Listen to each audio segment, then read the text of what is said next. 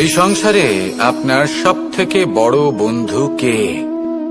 কেউ বলবেন ছোটবেলার বন্ধুরা, কেউ বলবেন মাতা পিতা, কেউ বলবেন ঈশ্বর। এবারে বলুন যে এই সংসারে আপনার সব থেকে বড় শত্রু কে? কেউ বলবে আপনার বিরোধী, সেই ব্যক্তি যে আপনাকে হিংসে করে, বা আপনার নিজের অহংকার। আমি বলবো যে এই সংসারে আপনার সব থেকে বড় বন্ধু হলো আপনার নিজের মন। এই চঞ্চল মনকে যদি আপনি নিয়ন্ত্রণ করতে শিখতে পারেন, তাহলে এর থেকে বড় বন্ধু এই সংসারে আপনি কোথাও পাবেন না। সেখানেই যদি এই মন আপনাকে বশ করে ফেলে, তাহলে সংসারে এর থেকে বড় শত্রুও আপনি কোথাও পাবেন না। প্রথমে এই মনকে নিয়ন্ত্রণ করতে শিখে যান, আর তখন এই মন প্রসন্ন হয়ে বলবে। মনুষ্য জীবনের সব থেকে বেশি গুরুত্বপূর্ণ বিষয় হল মনের একাগ্রতা। এই সংসারের যে কটি মহান কার্য সম্পাদন হয়েছে তা হল মনের এই একাগ্রতার একমাত্র ফল। আপনি অবশ্যই দেখে থাকবেন, অনেক ছোট বড় নদী যা বয়ে চলে তাদের সামনে একটা বাঁধ নির্মাণ করা হয় সেই সব নদীর জল সঞ্চয় করতে। বাঁধ হয়ে গেলে প্রয়োজন মতো বা মনের ইচ্ছে মতো তাকে ব্যবহার করা সম্ভব। এবার এটাই আমাদের মনের সাথেও সম্ভব। আমাদের মনের একাগ্রতা আজকের দিনে দাঁড়িয়ে বিভিন্ন ধরনের বিকার, ক্রীড়া এবং ভোগের মধ্যে ভাগ হয়ে গেছে। একে একত্রিত করতে হবে, একটা বাঁধ নির্মাণ করতে হবে। শুধু এটাই করতে হবে, যেটা উচিত কর্ম সেটাই করুন, যেটা অনুচিত কর্ম সেটা করা থেকে নিজেকে বিরত রাখুন। এটাই করতে হবে, যেটা উচিত কর্ম সেটাই করুন, যেটা অনুচিত কর্ম সেটা করা থেকে নিজেকে বিরত রাখুন। ব্যাস, এই কাজটাই আপনি করতে থাকুন, করতে থাকুন। মনের মধ্যে একাগ্রতার বাঁধ নির্মাণ করুন। আর একবার যদি তা নির্মাণ হয়ে যায়, তাহলে যখন চাইবেন, যেখানে চাইবেন, যতটা চাইবেন একাগ্রতা প্রয়োগ করতে পারবেন। আর একবার যদি আপনি এটা শিখে যান, তাহলে এই সংসারকে বদলে ফেলার মতো কাজ আপনি করতে পারবেন, সমাজকে শুধরাবার মতো কাজ করতে পারবেন। তাহলে এই মনকে একাগ্র করুন আর আমার সাথে ভালোবেসে বলুন, রাধা রাধা। আমরা সবাই ফল খাই, কিন্তু আমাদের সেই ফলই প্রিয় হয় যে পরিপক্ক হয়ে ওঠে, যেটা নম্র হয়, আর যে ফল অনেক বেশি মিষ্টি আর সুস্বাদু হয়ে থাকে, যাদের রঙে বাহার দেখা যায়। সেইভাবে জীবনে আমরা নানান মানুষের সাথে পরিচিত হই, কিন্তু সেই মানুষই আমাদের মন ছুঁয়ে যায় যারা বিনম্র স্বভাবের, যাদের বাণী খুব মধুর, যাদের অন্তরে আত্মবিশ্বাসের একটা তেজ, একটা রং দেখা যায়। এবার এমন ব্যক্তি আমরা কি করে হব? ঠিক সেইভাবেই যেমন একটা ফল রোদ, বর্ষা, শীত, বায়ু এই সকল সংকটময় পরিস্থিতির সম্মুখীন হয়ে পরিপক্ক হয়ে ওঠে, সেইভাবেই মানুষ সংকটময় পরিস্থিতির সম্মুখীন হয়ে পরিপক্ক হয়ে ওঠেন। যদি এই সংকটের সম্মুখীন হন, তাহলে অভিজ্ঞ হবেন, আর এই অভিজ্ঞতাই শিক্ষা দিয়ে যাবে। এই অভিজ্ঞতা আমাদের শিখিয়ে দেয় যে আমাদের বিনম্র থাকতে হবে। অহংকার করে কোনো লাভ নেই। মধুর বাণীর যে কি মূল্য তা আমরা শিখতে পারি। এই অভিজ্ঞতাই আমাদের বুঝিয়ে দেয় যে উচিত অনুচিত কোনটা, আমাদের দৃষ্টিভঙ্গি তৈরি করে, আর এই দৃষ্টিভঙ্গি দ্বারা আত্মবিশ্বাস জাগ্রত হয়।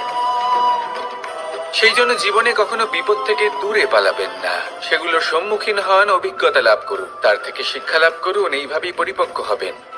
আসুন আমার সাথে ভালোবেসে বলুন, রাধা রাধা। ধন সঞ্চয় করা সম্ভব, আর সেই জন্য ধন সব থেকে বেশি মূল্যবান সম্পত্তি নয়। এবার আপনি বলবেন, এ আমি কি বলছি? এই ধন খুব মূল্যবান, আমরা সকলে অর্জন করতে ব্যস্ত। সেটা এই কারণে, কারণ আপনারা জানেন না এই সংসারের সব থেকে বেশি মূল্যবান সম্পত্তি কি। এ হলো সেই সম্পত্তি যা কখনো সঞ্চয় করা সম্ভব নয়। আপনার কাছে যতই ধন থাকুক, তা দিয়ে আপনি স্বাস্থ্য লাভ করতে পারেন, বাড়ি কিনতে পারেন, আদি ইত্যাদি, কিন্তু আপনি যতই ধনী হন না কেন, ফেলে আসা দিনের একটা মুহূর্ত আপনি লাভ করতে পারবেন না। এই একটা মুহূর্ত, এই সময়, এটাই হলো সংসারের সব থেকে মূল্যবান সম্পত্তি। একবার চলে গেলে তা কখনোই ফিরে আসে না। আর এই মুহূর্ত যতই চলে যাক না কেন, আমরা স্মৃতির মাধ্যমে সেগুলি যাপন করতে পারি। তার আনন্দ উপভোগ করতে পারি, আর যার সাথে আমরা সময় অতিবাহিত করেছি তার স্মৃতিতে আমরা চিরকাল জীবিত থাকতে পারি। সেই জন্য সময় সব থেকে মূল্যবান সম্পত্তি, তাকে এইভাবে নষ্ট করবেন না। প্রত্যেকটা মুহূর্ত উপভোগ করুন, আনন্দ করুন, আর ভালোবেসে বলুন রাধা রাধা। যদি কোনো সিংহ বানরের মতো গাছে চড়তে চেষ্টা করে তাহলে কি হবে? একটা মাছ যদি মাটিতে হাঁটতে চেষ্টা করে তাহলে কি হবে? তারা বিফলই হবে। কিন্তু এরকম কেন হয়? তার কারণ হলো প্রকৃতির রচনা কিছুটা এরকম। এখানে প্রত্যেকটি ব্যক্তিকে, প্রত্যেকটি প্রাণীকে আলাদা আলাদা গুণের অধিকারী করা হয়েছে এবং সকলকে একটা সীমাও প্রদান করা হয়েছে। এবার এই যে বৃক্ষ, পশু, পাখি, এদের মধ্যে সেই ক্ষমতাই নেই যে এরা নিজেদের যাচাই করতে পারবে, নিজেদের সীমাগুলো বুঝতে পারবে, নিজেদের সদ্গুণগুলো চিনতে পারবে। এরা সেটা করতে পারবে না। কিন্তু মানুষ তো আলাদা। মানুষের কাছে সেই বিশেষ শক্তি আছে যে তারা পূর্ণরূপে নিজেদের যাচাই করতে পারবে, নিজেকে পূর্ণরূপে বুঝতে পারবে, নিজের দোষ, নিজের অপগুণ, নিজের সদ্গুণ, নিজেদের সীমাগুলো তারা বুঝতে পারবে। আর এটা অত্যন্ত গুরুত্বপূর্ণ। কথায় আছে যে যদি সাফল্য লাভ করতে হয় তাহলে নিজেকে যাচাই করে নিতে হবে। তাই নিজেকে যাচাই করুন, নিজের সাথে পরিচিত হয়ে যান এবং জীবনে কর্ম করতে থাকুন। সাফল্যের শিখরে অবশ্যই পৌঁছে যাবেন। আর ওখানে যদি যান তাহলে এই মন প্রসন্ন হয়ে অবশ্যই বলবে রাধা রাধা। বনের মধ্যে যদি আপনি কোনো বিষাক্ত সাপ দেখেন তাহলে কি করবেন? আপনি তখনই তার থেকে দূরে পালাতে চেষ্টা করবেন। আর এটা কেন করবেন? নিজের রক্ষার্থে। এই কথা আমি নয় মেনে নিলাম, কিন্তু নিজের জীবনে এটা করেন না কেন?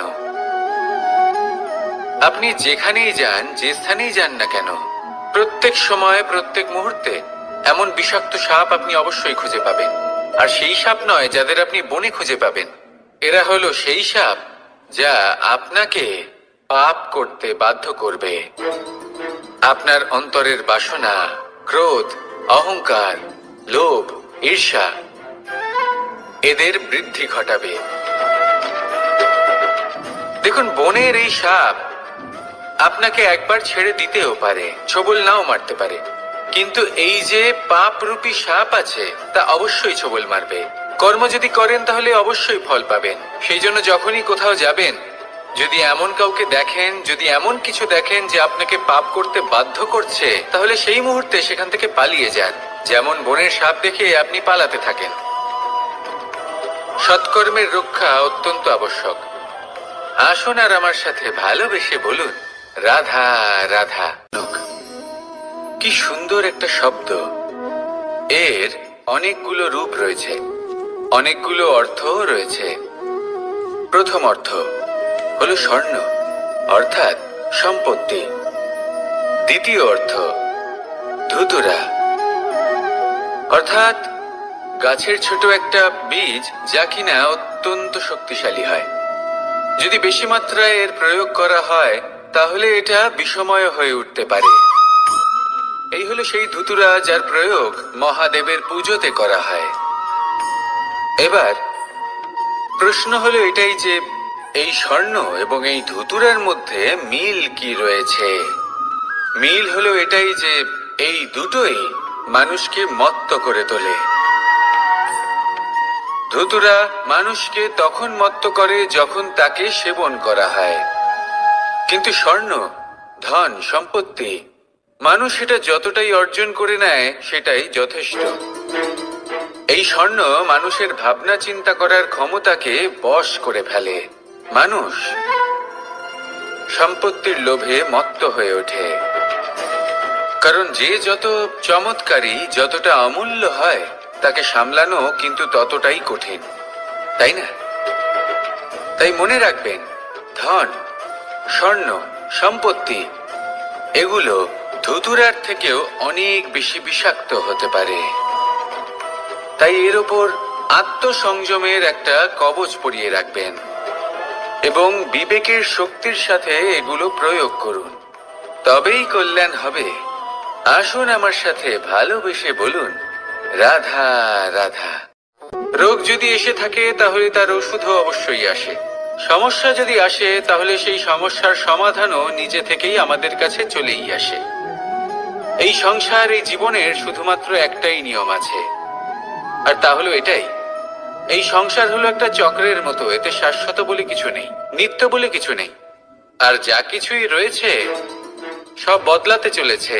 যদি আপনার জীবনে দুঃখ থাকে, সমস্যা থাকে, যদি আপনি বিপদ দ্বারা আচ্ছন্ন, তাহলে মনে রাখবেন সবকিছু বদলে যেতে চলেছে।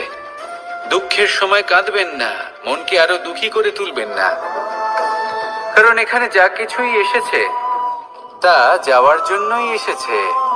তাহলে এত চিন্তা কিসের?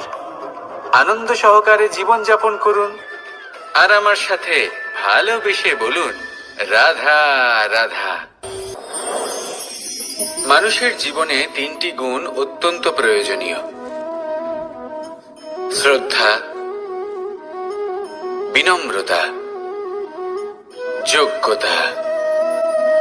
যদি জ্ঞান লাভ করতে চান তাহলে শ্রদ্ধার প্রয়োজন, যদি মান লাভ করতে চান তাহলে স্বভাবে বিনম্র হওয়া প্রয়োজন, আর যদি মনোবাঞ্ছিত স্থান লাভ করতে চান তাহলে যোগ্যতার প্রয়োজন।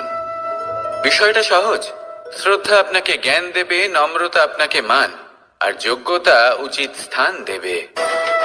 কিন্তু যদি আপনি এই তিনটি গুণ সম্মিলিত করেন তাহলে এমন কিছু লাভ করবেন যা এই সব কিছুর থেকে অনেক ঊর্ধ্বে।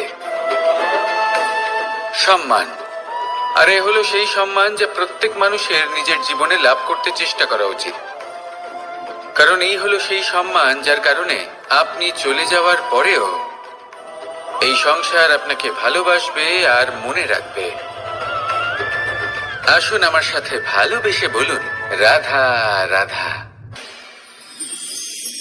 জীবনে গতি অত্যন্ত গুরুত্বপূর্ণ, মতিও হলো গুরুত্বপূর্ণ, এবং তার থেকেও বেশি গুরুত্বপূর্ণ হলো সঙ্গতি। একটা জলের ফোঁটা, তার মধ্যে গতি থাকে, প্রকৃতির মধ্যে তা লাভ করার ইচ্ছে নিহিত থাকে, কিন্তু এই যে সঙ্গতি তা নির্ধারিত করে যে এই জলের ফোঁটা ঝিনুকের মুখে পড়ে মুক্ততে পরিণত হবে নাকি বিষাক্ত সাপের মুখে পড়ে বিষে পরিণত হবে। এবার দেখুন, এই জঞ্জাল স্বর্ণকারের দোকানের সামনেও থাকে, এবং জঞ্জাল একজন ব্যবসাদারের দোকানেও থাকে, কিন্তু জঞ্জাল যা স্বর্ণকারের দোকানে থাকে তা ব্যবসাদারের দোকানের জঞ্জালের থেকে অনেক বেশি মূল্যবান, কারণ তার মধ্যে সোনার কণার সঙ্গতি থাকে। সেই জন্য জীবনে সঙ্গতির উপর বিশেষ গুরুত্ব দেবেন। যেমন সঙ্গতি তেমনই আপনি হবেন। আসুন আমার সাথে ভালোবেসে বলুন, রাধা রাধা। প্রত্যেক প্রাণী ভালোভাবে জীবন যাপন করতে চান, এটা তাদের স্বভাবে আছে এবং ভাবাটা অনুচিত নয়। কিন্তু একটা ভালো জীবনের গুরুত্বপূর্ণ অংশ কোনটা? বসবাসের স্থান। সেই স্থান যেখানে আমরা জীবন অতিবাহিত করি। এবার মানুষ ভাবতে পারেন যে একটা ভালো বাসস্থানের অর্থ কি?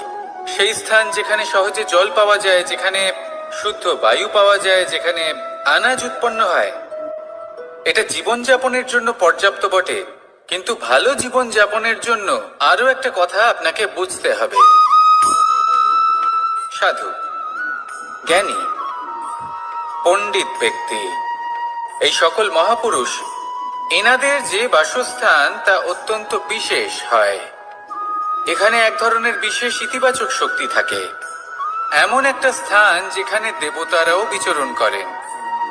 জীবন আমরা সবাই যাপন করি, কিন্তু জীবনের উদ্দেশ্য শুধুমাত্র জীবন যাপন করা নয়। জীবনের উদ্দেশ্য হলো মুক্তি লাভ করা। আর এই সকল সাধু, জ্ঞানী, পণ্ডিত ব্যক্তি, এই সকল মহাপুরুষ আপনাকে মুক্তির পথে নিয়ে যেতে পারেন, কারণ এরা হলেন সেই মহাপুরুষ যারা নিজেদের অন্তরের বিকার, অহংকার, ক্রোধ, বিদ্বেষ এই সকল দোষগুলিকে ত্যাগ করেছেন, এদের উপর বিজয় লাভ করেছেন। এমনই একজন ব্যক্তি আপনাকে মুক্তির পথে নিয়ে যেতে পারে। প্রয়োজন হলো শুধুই এনাদের চিনতে পারা, এদের কথা বুঝতে পারা এবং এদের দেখানো পথে চলা। যদি আপনি এটা করতে পারেন তাহলে এই মন প্রফুল্ল হয়ে বলবে, রাধা রাধা।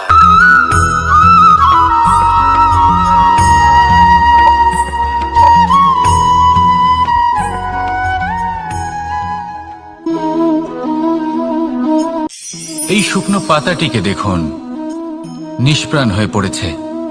একটা গাছের ডালে ছিল, সেই গাছ ওর লালন পালন করত। যখন যখন বাতাস বইত, এই পাতায় কম্পন দেখা দিত, মনকে প্রফুল্ল করে তুলত। কোনো একদিন এই পাতা গাছের ডাল থেকে ঝরে পড়ে গেল। নিঃসন্দেহে ও নিজের স্বাধীনতা পেল, কিন্তু আস্তে আস্তে শুকিয়ে গেল, নিষ্প্রাণ হয়ে গেল। দেখুন, আমি এই কথা বলছি না যে স্বাধীনতা অনুচিত, কখনোই না। কিন্তু যে কোনো পরিস্থিতিতে স্বাধীন হতে চাওয়া এটা নিশ্চিতরূপে অনুচিত।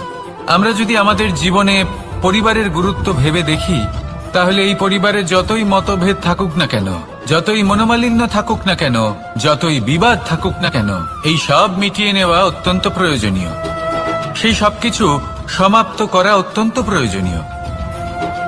কখনো এই পরিবারকে ভাঙতে দেবেন না, কখনো এই পরিবার থেকে দূরে চলে যাবেন না। এই পরিবার হলো আমাদের জীবনের একটা অমূল্য সম্পদ, অমূল্য এক আশ্রয়, যা এই সংসারে হয়তো কোথাও আপনি পাবেন না। তাই একে আগলে রাখুন। পরিবার সেই গাছ। আসুন আমার সাথে ভালোবেসে বলুন, সেই গাছ। আসুন আমার সাথে ভালোবেসে বলুন, রাধা রাধা।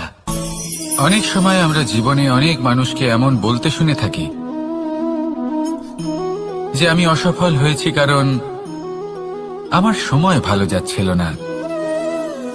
আমি এই জিনিসটা লাভ করতে চাইছিলাম কিন্তু করতে পারলাম না কারণ আমার সময়টা ভালো যাচ্ছিল না। আমি আমার জীবনে ওই মহান কাজটা করতে চাইছিলাম কিন্তু করতে পারলাম না। কেন? কারণ আমার সময়টা ভালো যাচ্ছিল না। কিন্তু যে মুহূর্তে ভালো সময় আমার জীবনে আসবে, আমি সব কিছু প্রাপ্ত করব। এমন প্রায় প্রত্যেকেই বলেন। আসুন একটা কথা বোঝা যাক। একজন মালিকে দেখুন, সে প্রত্যেক দিন গাছের সেবা করে, তাকে জল দেয়, তার যত্ন আত্তি করে। কেন? প্রত্যেক দিন সেই গাছ ফল দেয় না। সঠিক সময় এলে তবেই সেই গাছ ফল দেয়, কিন্তু প্রত্যেক দিন মালি তার সেবা করে, তাকে যত্ন করে। শুধুমাত্র তখন করে না যখন সেই গাছ ফল দিতে সক্ষম। আর যদি মালি গাছের যত্ন প্রতিদিন না করে, তাহলে হয়তো সেই গাছ ফল দিতেই পারবে না। এটাই হলো আমাদের জন্য একটা শিক্ষা। যখন সময় আমাদের জন্য অপেক্ষা করে না, তখন আপনি সময়ের জন্য কেন অপেক্ষা করছেন? ভালো সময়ের জন্য অপেক্ষা করবেন না। ভালো এবং শুভ কর্ম দ্বারা ভালো সময়কে নিজের কাছে টেনে আনুন। নিরন্তর কর্ম করুন, পরিশ্রম করতে থাকুন। শুভ সময় আপনা থেকেই আপনার কাছে আসবে। আসুন আমার সাথে ভালোবেসে বলুন, রাধা রাধা। একে বালি বলুন, মাটি বলুন বা ধুলো বলুন, এ দিয়ে কত কিছু করা সম্ভব।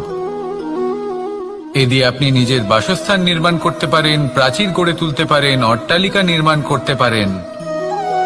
কিন্তু যদি এই বালিকে আপনি মুষ্টিবদ্ধ করে রাখতে চান, তাহলে তা হাত থেকে ফসকে যাবে। আপনি কখনোই একে মুষ্টিবদ্ধ করতে পারবেন না। এরকমই হয় আমাদের জীবন, আর এরকমই হয় সময়। এই মুষ্টিবদ্ধ করা বালির মতো। সময়কে আমরা বাধা দিতে পারবো না, আটকেও রাখতে পারবো না। এ হলো প্রবাহমান। জন্ম থেকে মৃত্যু পর্যন্ত এই যে সময়, তা খুবই সীমিত। আর এই সময় আমরা যেটাই করি তার দ্বারাই আমাদের মূল্য নির্ধারিত হয়। আর এই সংসার থেকে চলে যাওয়ার পরেও এই সংসার এই সব কর্মের জন্যই আমাদের মনে রাখে।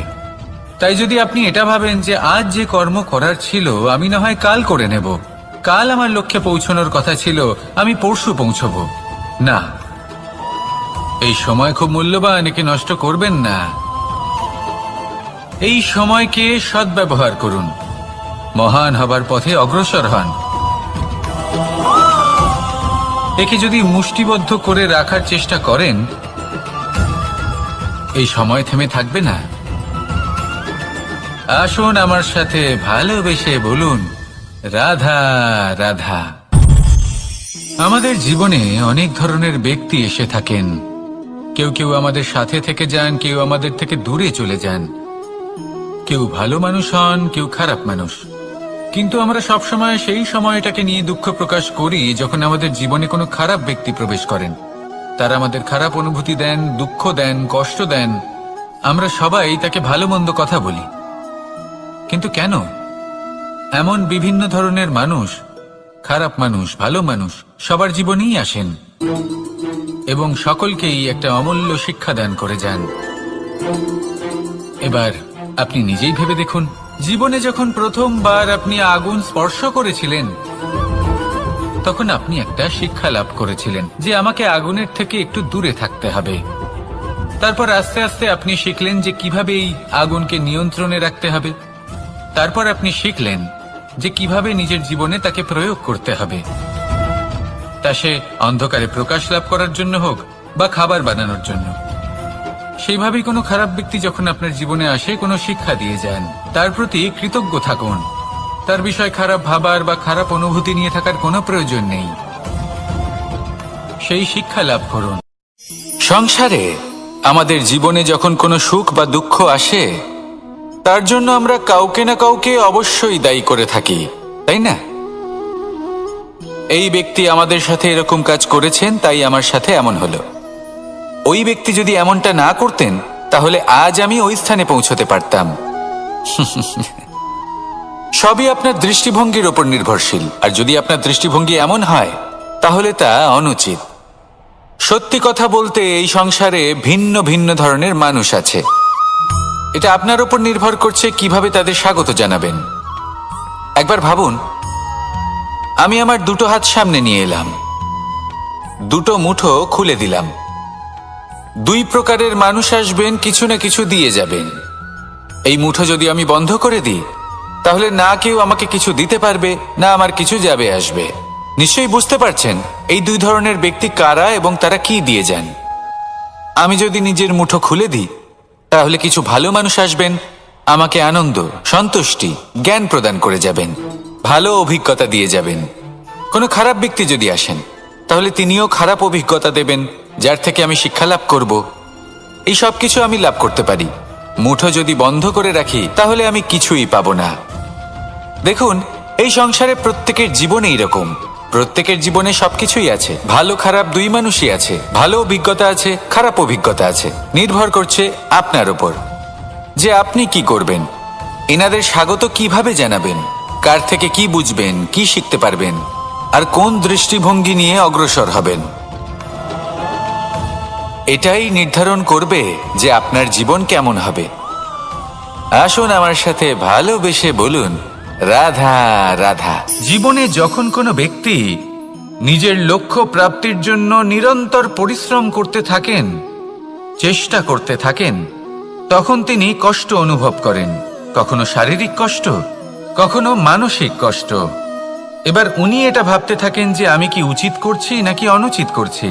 কারণ অন্যদিকে এমন একজন ব্যক্তিও আছেন যিনি একদমই পরিশ্রম, চেষ্টা করছেন না। তিনি মদিরা পান করেন, বিলাসিতায় জীবন কাটান, অলস প্রকৃতির হয়ে ওঠেন, নিদ্রাতে বিলীন হয়ে থাকেন আর ভাবেন যে তিনি সুখ লাভ করছেন। কিন্তু এরকম কেন হয়? কারণ যখন আমরা সৎ পথে থাকি, উচিত পথে চলি, লক্ষ্য প্রাপ্ত করার জন্য চেষ্টা করতে থাকি, তখন আমাদের ভেতরে থাকা নেতিবাচক শক্তি এবং পাপ এই দেহকে ত্যাগ করে দেয়। আর এই অনুভূতিটাই আমাদের দুঃখের অনুভূতি দেয়, কষ্ট দেয়। এবার সেখানে যদি আমরা কুপথে চলি, অনুচিত পথে চলতে থাকি, তাহলে আমাদের ভেতরে থাকা পুণ্য এবং ধনাত্মক শক্তি আমাদের দেহ ত্যাগ করে দেয়। আর এই অনুভূতির কারণেই আমরা সুখ অনুভব করি। কিন্তু কখনো ভাববেন যে এই সুখ বেশি সময় পর্যন্ত থাকে না। সেই জন্য সবসময় মনে রাখবেন, যদি আপনি জানেন যে এটাই আপনার লক্ষ্য, এটাই উচিত পথ, শুভ পথ, তাতে নিরন্তরভাবে এগিয়ে যেতে চেষ্টা করতে থাকুন। এই কষ্ট আপনাকে সুখের পরাকাষ্ঠায় কখন পৌঁছে দেবে তা আপনি জানতেই পারবেন না। আসুন আমার সাথে ভালোবেসে বলুন, রাধা রাধা। প্রত্যেক মানুষ নিজের জীবনে হীরক তথা হীরে এবং দর্পণ এই দুই দেখেছেন। এই দুই হলো সাদা এবং এরা দুজনেই আলোর প্রতিফলন ঘটায় এবং এরা দুজনেই উজ্জ্বল হয়ে ওঠে। আপনি হয়তো মনে মনে ভাবছেন যে এটা কি ধরনের তুলনা করছি। একটা হীরে তো রত্ন, তার মূল্য দর্পণের থেকে অনেক গুণ বেশি। কিন্তু হীরে থাকাতে দর্পণের মূল্য কিন্তু কোনো অংশে কমে যায় না, তাই না? মানুষ যখন হীরে নিজের হাতে নেয় তখন সবার আগে কি খোঁজে? দর্পণ, যাতে তার মধ্যে দিয়ে দেখে সে বুঝতে পারে যে সেই হীরে আদৌ তার শোভাবর্ধন করছে কিনা, তাকে ভালো দেখাচ্ছে কিনা, প্রসাধনের জন্য সেটা ব্যবহার করা ঠিক হবে কিনা। অর্থাৎ হীরের উপস্থিতিতে দর্পণের গুরুত্ব কম হলো না, দর্পণের কারণে হীরের মূল্য বোঝা গেল। আমাদের জীবনেও ঠিক এরকমই ঘটে। আপনারা যদি সংসারে নিজের আশেপাশে দেখেন, এমন অনেক মানুষ দেখতে পাবেন যারা নিজেদের ক্ষেত্রে মহান স্থানে পৌঁছেছেন।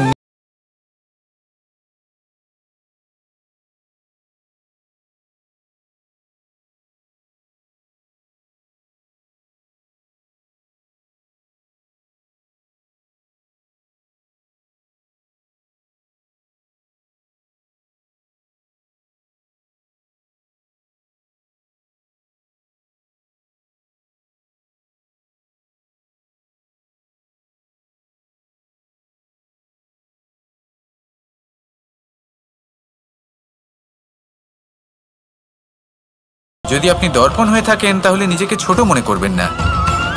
আসুন আর আমার সাথে ভালোবেসে বলুন, রাধা রাধা। মানুষ জন্মগ্রহণ করে, তার সাথে ভয়েরও জন্ম হয়। ছোটবেলা থেকেই আমাদের মনে কোনো না কোনো প্রকারের ভয় থেকেই যায়। কেউ এই বিষয়ে ভয় পায় যে তার কোনো বস্তু তার থেকে দূরে চলে যাবে। কেউ এই বিষয়ে ভয় পায় যে আমি নিজেকে হারিয়ে ফেলব। কেউ এই ভেবে ভয় পায় যে আমার প্রিয়জনেরা তারা যেন আমার থেকে দূরে না চলে যায়। কেউ এই ভেবে ভয় পায় যে আমরা যেন পথ না হারিয়ে ফেলি, আদি ইত্যাদি। কিন্তু সত্যি কথা বলতে ভেবে দেখুন, এই ভয় বাস্তবে কি? শুধুই একটা মনোস্থিতি, আর কিছুই নয়। যা কিছু আপনি জীবনে পেয়েছেন তা একদিন আপনাকে হারাতে হবে। এই জীবন হলো আপনারই, কিন্তু তাও একদিন সমাপ্ত হবে। তাই ভয় পেয়ে কি লাভ? এই ভয় শুধু আপনাকে জীবন যাপন করা থেকে বাধা দিচ্ছে, আর কিচ্ছু নয়। পথ হারিয়ে ফেললেই বুঝতে পারবেন যে নতুন পথ কিভাবে বানাতে হয়। কিছু মানুষকে জীবন থেকে হারালে তবেই আপনি বুঝবেন যে আপনার আপনজনকে। এই ভয়ের কারণে ভীত হয়ে থাকবেন না। এই তারা নক্ষত্র অন্ধকারের অভাবে গুরুত্ব হারায়। শিবকেও মহাদেব হওয়ার জন্য বিষপান করতে হয়েছিল। প্রত্যেক পরিস্থিতি, প্রত্যেক সাফল্য আপনার পরীক্ষা নেবে, তাতে উত্তীর্ণ হওয়া হলো আপনার কর্ম। যখনই আপনি ভয় পাবেন বা সংকটের সম্মুখীন হবেন, তখন সাহসের সাথে তার সম্মুখীন হন।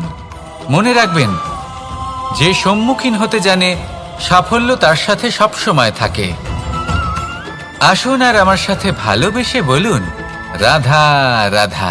এই সংসারে সব থেকে বেশি কোমল বস্তু হলো রেশম। এই রেশম এতটাই কোমল হয় যে এর পুরো একটা থান শুধুমাত্র একটা হাতে ধরা সম্ভব। কখনো ভেবে দেখেছেন এই রেশম কিভাবে হয়? একটি কীট তার লালার দ্বারা উৎপন্ন হয়। এই কীট সেই রেশমকে পাক দিতে থাকে, পাক দিতেই থাকে, আর আস্তে আস্তে তার মধ্যেই জড়িয়ে পড়ে। শেষে ওর এই সুন্দর অমূল্য সৃষ্টি রেশমের এই সুতো, তার নির্মাণ কার্য পূর্ণ হয়। কিন্তু তাতেই ও নিজে বন্দী হয়ে যায়। নিজেরই মায়াজালের এই বন্দী গৃহে নিজেই ফেঁসে যায়। এবার এই সুতোকে ব্যবহারযোগ্য করে তোলার জন্য এই কীটগুলিকে এই কবচের সাথেই ফুটন্ত জলে ফেলে দেওয়া হয়। এই সংসারে যদি আমাদের স্বপ্ন এই সংসারের দুঃখ হরণ করার জন্য এই সংসারে সুখ বিতরণ করার জন্য হয়, তবেই আমাদের প্রগতি সম্ভব। যদি আমাদের এই স্বপ্ন শুধুই আমাদের এবং আমাদের স্বার্থ সিদ্ধির জন্য হয়, তাহলে এই স্বপ্ন আমাদের অন্ধ করে দেবে, আমাদের অন্ধকারের পথে নিয়ে যাবে, আর আমরাও সেই কীটের মতো হয়ে যাব।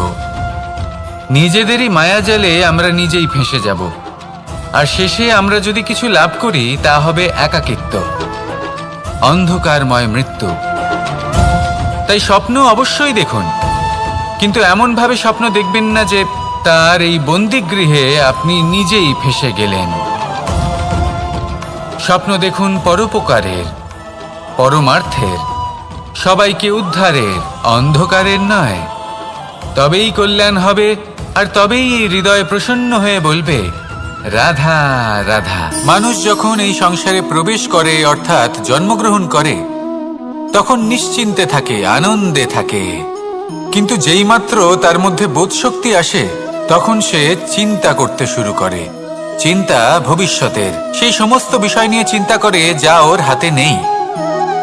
তারপর বড় হয়, বিবাহ সম্পন্ন হয়, গৃহস্থ জীবন যাপন করে, তারপর আবার চিন্তায় মগ্ন হয়ে যায়। ভাবে এই যে আমার পরিবার, আমি কি ঠিকমতো তার খেয়াল রাখতে পারছি? কাল যখন আমি এই সংসার থেকে চলে যাব, তখন আমার এই পরিবারের দেখাশোনা কে করবে? শেষ পর্যন্ত এই পরিবার তো আমারই উত্তরদায়িত্ব। যাক, আপনাকে একটা প্রশ্ন করি। এই সংসারে আসার পূর্বে আপনি কি এই প্রশ্ন করেছিলেন, এটা ভেবেছিলেন যে আমাকে ছাড়া এই সংসার কিভাবে চলবে? করেননি, তাই তো? তাই আপনার এটা নিয়ে দুশ্চিন্তা করার প্রয়োজন নেই যে আপনি যখন এই সংসার ত্যাগ করে চলে যাবেন তখন কি হবে। আপনি যখন ছিলেন না তখনও এই সংসার চলছিল, আপনি যখন এই সংসার ত্যাগ করবেন তখনও এই সংসার চলতে থাকবে।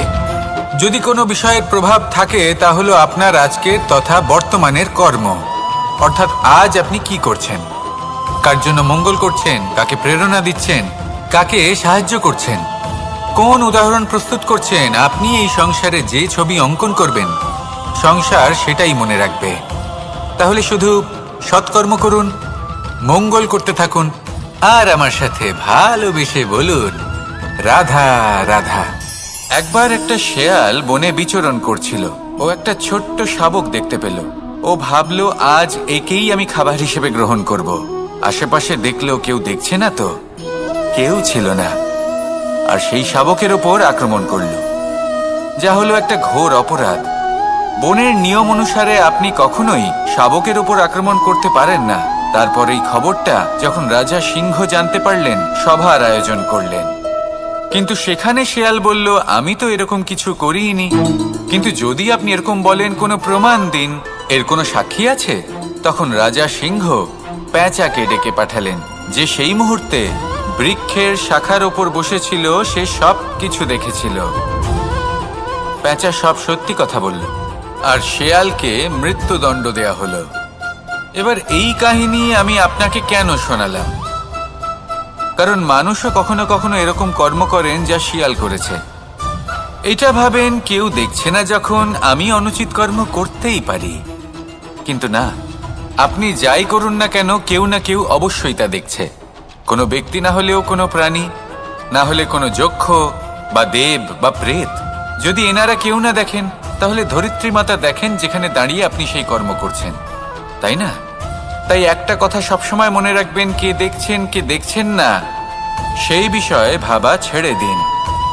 এটা খুব সহজ কথা। আপনি যদি উচিত কর্ম করেন, উচিত ফল পাবেন। যদি অনুচিত কর্ম করেন, তাহলে আপনি অনুচিত ফল অবশ্যই পাবেন। সেই জন্য উচিত পথে চলতে থাকুন, উচিত কর্ম করতে থাকুন, আর আমার সাথে ভালোবেসে বলুন রাধা রাধা। সুখ, দুঃখ এবং শক্তি, এই তিন হলো এই সংসারের ত্রিদেবের মতো। আমাদের জীবনে যা কিছু ঘটছে এই তিনটির ভিত্তির উপরেই হচ্ছে। আসলে এই সংসারের একটা নিয়ম আছে, যখনই আপনি কিছু লাভ করেন, এই সংসার আপনার পরীক্ষা নেয়। এটা জানার জন্য আপনার পরীক্ষা নেয় যে আপনি যা কিছুই লাভ করেছেন, আপনি কি আদৌ সেটার যোগ্য কিনা। ঠিক সেইভাবেই এই সুখ, দুঃখ এবং শক্তি আপনার পরীক্ষা নিয়ে থাকে। যখন সুখ আসে, তখন সে আপনার পরীক্ষা নেয় যে আপনার মধ্যে অহংবোধ জাগ্রত হয়নি তো? যদি অহংবোধ চলে আসে তাহলে সুখ সেখানেই সঙ্গ ত্যাগ করে। দুঃখ আপনার ধৈর্যের পরীক্ষা নিতে থাকে, আর যদি আপনার মধ্যে ধৈর্য না থাকে তাহলে এটা আপনাকে আরো বেশি দুঃখের গভীর অন্ধকারে ঠেলে দেবে। সেখানে শক্তি পরীক্ষা নেয় আপনার বিনম্রতার। যদি আপনি বিনম্র না হন তাহলে হয় এই শক্তি আপনার সঙ্গ ত্যাগ করবে, নয় এই শক্তি বিনম্রতার অভাবে আপনার পতনের কারণ হতে পারে। এই সংসারে যে কোনো ব্যক্তি যিনি এই পরীক্ষায় উত্তীর্ণ হয়ে থাকেন, এই জীবনে তিনি সাফল্য লাভ করেন। আসুন আমার সাথে ভালোবেসে বলুন, রাধা রাধা। আমি মনুষ্যরূপে জন্ম নিয়েছি এবং সমস্ত কর্ম এই রূপেই করেছি, কিন্তু আশ্চর্যের বিষয় হলো যে আজও মানুষ আসেন এবং হাত জোড় করে প্রার্থনা করেন যেন আমি ওনাদের সহায়তা করি। আপনাদের একটা কথা বলতে চাই, আমি সকলকে সাহায্য করতে পারবো না, কিন্তু আমি শিক্ষা অবশ্যই দিতে পারবো, জ্ঞান প্রদান করতে পারবো, এমন কিছু জ্ঞান যার ভিত্তিতে মানুষ যা চাইবেন তাই লাভ করতে পারবেন যদি সঠিক কর্ম করতে থাকেন। যখন কংসের অসুররা গোকুলে ধ্বংসলীলা চালাচ্ছিলেন তখন আমি কারোর থেকে সাহায্য চাইনি। লক্ষ্য আছে, আপনি অবশ্যই লাভ করবেন। আর এই মন সুপ্রসন্ন হয়ে বলবে, রাধা রাধা। ভোজন এই সংসারে যেই হোক না কেন, কোনো মানুষ হোক, কোনো প্রাণী হোক, কোনো কীট হোক বা কোনো বনস্পতি হোক, প্রত্যেকের জন্য ভোজন অতি আবশ্যক। কারণ ভোজন থেকেই শক্তি পাওয়া যায়, আর সেই শক্তি দিয়েই সংসারের আমাদের জীবনের সমস্ত কার্য করা যায়। এবার এমন এক ধরনের শক্তি হয় যা শীতের ঋতুতে সূর্য থেকে আমরা পেয়ে থাকি, আর আরেক ধরনের উত্তাপ হয় যা দিয়ে ভোজন রান্না করা হয়, সুস্বাদু নানান ধরনের ভোজন। এবার অত্যন্ত গুরুত্বপূর্ণ হলো যে ব্যক্তি সেই ভোজন বানাচ্ছেন তার মানসিক পরিস্থিতি এবং সেই ব্যক্তি যিনি ভোজন গ্রহণ করছেন তার মানসিক অবস্থা। যখনই আপনি ভোজন বানাচ্ছেন তখন ভালোবাসার সাথে কাজটা করুন, ধন্যাত্মক ভাব নিয়ে, সৎ ভাবনার সাথে, কারণ আপনার এই মানসিক স্থিতি শক্তির আকারে সেই খাদ্যের সাথে মিলেমিশে যায়। আর যখনই আপনি ভোজন গ্রহণ করছেন তখন সদ্ভাবনার সাথে, প্রসন্নতার সাথে গ্রহণ করুন, ধন্যাত্মক ভাব নিয়ে। যদি আপনি প্রসন্নতার সাথে রান্না করেন, প্রসন্নতার সাথে খাদ্য গ্রহণ করেন, তাহলে আপনি প্রসন্নই থাকবেন, আর মন সুপ্রসন্ন হয়েই বলবে, রাধা রাধা। দীপাবলি আমাদের সবথেকে বড় উৎসব। শ্রীরাম রাবণকে পরাস্ত করে 14 বছরের বনবাস কাটিয়ে আবার অযোধ্যায় ফিরে এলেন অমাবস্যার রাত্রে। অযোধ্যায় সবাই খুব প্রসন্ন ছিলেন, খুবই উৎসাহিত ছিলেন। অযোধ্যায় সহস্র প্রদীপ প্রজ্বলিত করা হয়েছিল এই উৎসবে। একে আমরা দীপাবলি বলে থাকি। এবার এই বিষয়ে আমরা সকলে জানি। আপনি কি এটা জানেন যে শ্রীরাম বাস্তবে অমাবস্যার এক রাত আগেই অযোধ্যায় পৌঁছে গেছিলেন? সবার সামনে অমাবস্যার রাতে এসেছিলেন। এর কারণ কি? শ্রীরাম প্রমাণ করতে চেয়েছিলেন যে যে কোনো সময়, দিন হোক বা রাত, শুভ বা অশুভ হয় না। শুভ অশুভ কিছু থাকলে তা হলো মানুষের চিন্তা, তার ভাবনা, তার নির্বাচন আর তার কর্ম। নিজেই দেখে নিন, শ্রীরাম শুভ কাজ করে ফিরেছিলেন এবং অমাবস্যার মতো গভীর এক রাত্রিকেও দীপাবলিতে পরিবর্তিত করেছিলেন। এমনটাই যদি আমরা করতে পারি তাহলে? এমন কোনো গৃহে যান যেখানে অসহায় ব্যক্তি রয়েছেন, যা অন্ধকারাচ্ছন্ন, আর সেখানে প্রকাশ প্রজ্বলিত করুন। প্রকাশ সহায়তার, প্রেরণার, আশার। যদি এমন কিছু আমরা করতে পারি তাহলে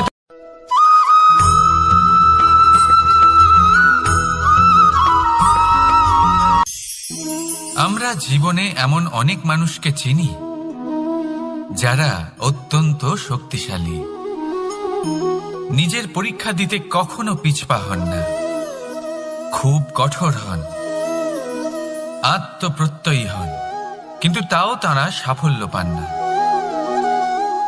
কেন? কি কারণ হতে পারে এর? লৌহ মানবের মতো ব্যক্তিত্বের অধিকারী হওয়া সত্ত্বেও তারা সফলতা কেন লাভ করেন না? এবার এটার উত্তর তাদের ব্যক্তিত্বের মধ্যেই লুকিয়ে রয়েছে। লৌহ মানব, লোহা। আপনি কখনো লোহাকে দেখে থাকবেন, অত্যন্ত শক্তিশালী, অত্যন্ত কঠিন, কিন্তু শুধু তখনই যখন সেটা শান্ত থাকে, শীতল থাকে। তাকে উত্তপ্ত করুন, তা আর কঠিন থাকবে না। তার উপরে এক আঘাত করুন আর তার আকৃতি বদলে যাবে। বুঝলেন? যদি আপনিও জীবনে নিজের শক্তি দিয়ে, নিজের নিরন্তর প্রচেষ্টা দিয়ে বড় কিছু করতে চান, তাহলে সর্বপ্রথম একে শান্ত করে রাখুন, একে শীতল করে রাখুন। জীবনে যা পেয়েছেন তাতেই সন্তুষ্টি পেতে শিখুন। এই ক্রোধের তাপে নিজেকে বদলাবেন না। চিনতে শিখুন সেই চিন্তাগুলো যা ক্রোধ বাড়িয়ে দেয়, আর সেইগুলোকে শেষ করে দিন, নয়তো সেই রাগ আপনার পতন অবশ্যই ঘটাবে। রাধা রাধা।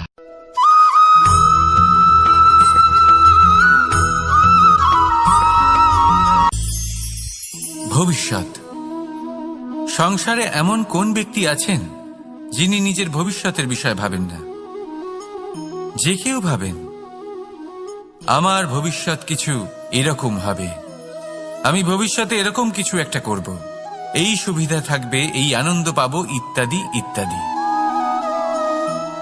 কিন্তু সত্যি বলি, ভবিষ্যতের থেকে বড় ভণ্ড আর কেউ নেই।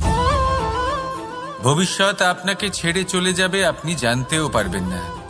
ভবিষ্যৎ আপনার থেকে আপনার বর্তমান কেড়ে নেবে। অনেক সময় আমরা ভবিষ্যতের বিষয় ভাবতে থাকি, দুশ্চিন্তা করতে থাকি। ভবিষ্যৎ দিয়ে নিজেকে এতটাই ঘিরে ফেলি যে বর্তমান কি তা ভুলেই যাই, তার বোধই আমাদের থাকে না। ভাবুন, ভবিষ্যৎ কি? ভবিষ্যৎ হলো সেটাই যা এখনো পর্যন্ত ঘটেনি। বর্তমান হলো সেটা যা এখন ঘটছে। তাহলে যা এখনো ঘটেইনি তার বিষয়ে দুশ্চিন্তা করে নিজেকে ব্যতিব্যস্ত কেন করছেন? এই বর্তমান, এটাই হলো গুরুত্বপূর্ণ। এর উপরে সমস্ত ভাবনা কেন্দ্রীভূত করুন। মনে লক্ষ্য অবশ্যই রাখুন, কিন্তু পুরো মনোযোগ শুধু বর্তমানে থাকবে। এই বর্তমানকে যদি সামলে নিতে পারেন, তাহলে আপনার ভবিষ্যৎ এমনি উজ্জ্বল হয়ে উঠবে। তাহলে আসুন আমার সাথে ভালোবেসে বলুন, রাধা রাধা।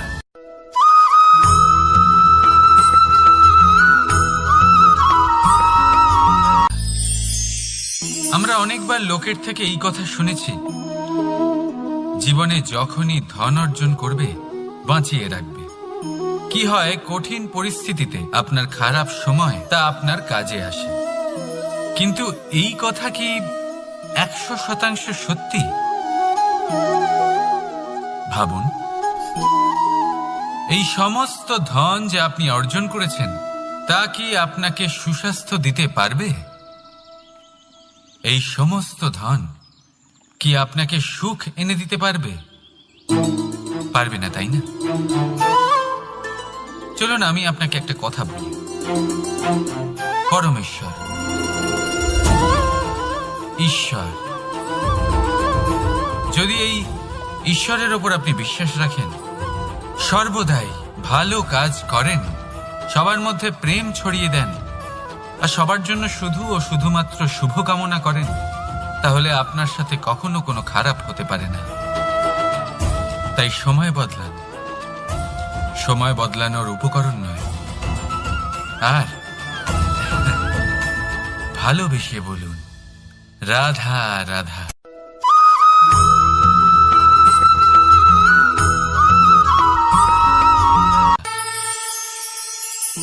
একটা সিদ্ধান্ত। এই জীবনে একটা সিদ্ধান্তের গুরুত্ব কি হতে পারে তা কখনো ভেবে দেখেছেন? একটা সিদ্ধান্ত সেই ভিত্তি হতে পারে যা আপনার পুরো জীবনকে বদলে দিতে পারে, এই সমস্ত সংসারকে বদলে দিতে পারে, ভবিষ্যৎ বদলে দিতে পারে। এই সিদ্ধান্ত যে কোন রাস্তা চয়ন করতে হবে, সেই সিদ্ধান্ত যে কখন সামনে এগোতে হবে আর কখন থেমে যেতে হবে, সেই সিদ্ধান্ত যে কখন যুদ্ধ করতে হবে আর কখন নিজেকে পিছু পা হতে হবে। এই সিদ্ধান্ত হলো খুব গুরুত্বপূর্ণ।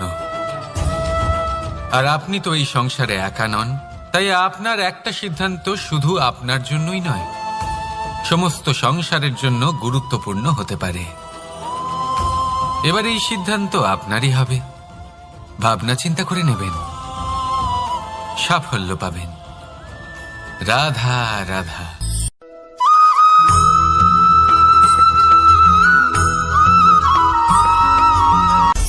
অনেকবার আমাদের দৃষ্টিভঙ্গি এমন হয়ে থাকে যে আমাদের আসল সত্যের থেকে অনেকটা দূরে নিয়ে যায়। আমরা যেরকম দেখি সেরকম সবসময় হয় না। এবারে দেখুন না, আমরা মানুষেরা, আমাদের ভালো লাগে। আমরা কোথাও গেলাম, আমাদের স্বাগত জানানো হলো, আমাদের প্রশংসা করা হলো, কেউ আমাদের দিকে হাসি মুখে তাকালো, আমাদের ভালোবাসলো, আমাদের ভালো লাগে। কিন্তু যদি কেউ ক্রুদ্ধ হয়, কটাক্ষ করে, ব্যঙ্গ করে, তাহলে আমরা তক্ষুনি তাকে নিজের শত্রু ভেবে ফেলি, তার উপরে ক্রুদ্ধ হয়ে যাই। একটা কথা মনে রাখবেন, এই হাসি সবার জন্যই হয়। আপনি তাদেরকেও হাসি উপহার দিতে পারেন যাদের আপনি চেনেন, তাদেরও দিতে পারেন যাদের আপনি চেনেন না। ছোটদের দিতে পারেন, বড়দের দিতে পারেন, সবার জন্যই হলো এই হাসি। কিন্তু ক্রোধ, ক্রোধ তাদের উপরেই আসে যাদের আমরা জীবনে কখনো হারাতে চাই না, যাদেরকে আমরা অসম্ভব ভালোবাসি, যাদের জন্য আমরা আশা করি যে তাদের জীবনের পরবর্তী সময় সব সময় সুখময় হোক, উজ্জ্বল হোক। সেই জন্য আপনার জীবনের সমস্ত সেই ব্যক্তি যারা আপনার উপরে ক্রুদ্ধ হন, কটাক্ষ করেন, জরুরি নয় তিনি আপনার শত্রুই হবেন। হতে পারে সে হলো আপনার শুভাকাঙ্ক্ষী, যিনি আপনার শুধুমাত্র ভালোই চান, যিনি আপনার জন্য একটা সুন্দর ভবিষ্যৎ চান। সেই জন্য সব সময় মন দিয়ে অন্যের কথা বোঝার প্রয়াস করুন। আপনি জানতে পারবেন তাদের কর্মের ধর্ম কি হতে পারে, আপনি জানতে পারবেন তাদের ক্রোধের মর্ম কি হতে পারে। রাধা রাধা।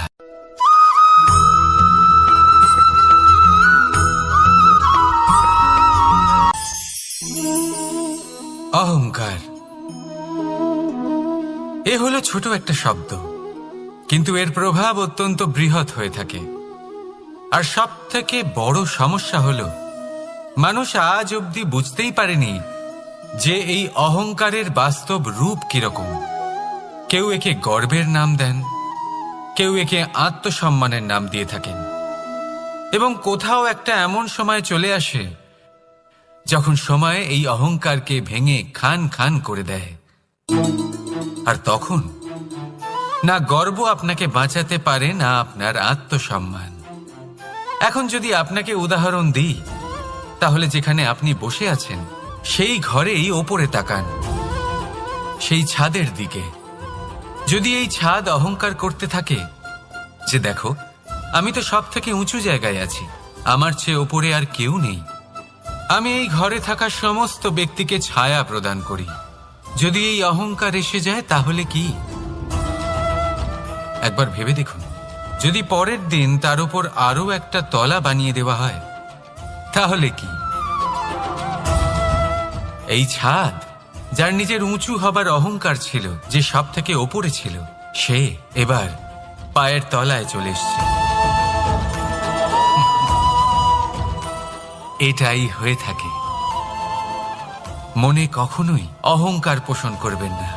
যদি মনের মধ্যে কিছু রাখতে চান তাহলে প্রেমের ভাব রাখুন, স্নেহ রাখুন, এই অহংকারকে আপনি যা ইচ্ছে নাম দিন, গর্ব হোক, আত্মসম্মান হোক, এর দ্বারা আপনার কোনোভাবেই কোনো লাভ হবে না। তাহলে এই অহংকারকে ত্যাগ করুন আর আমার সাথে ভালোবেসে বলুন, রাধা রাধা।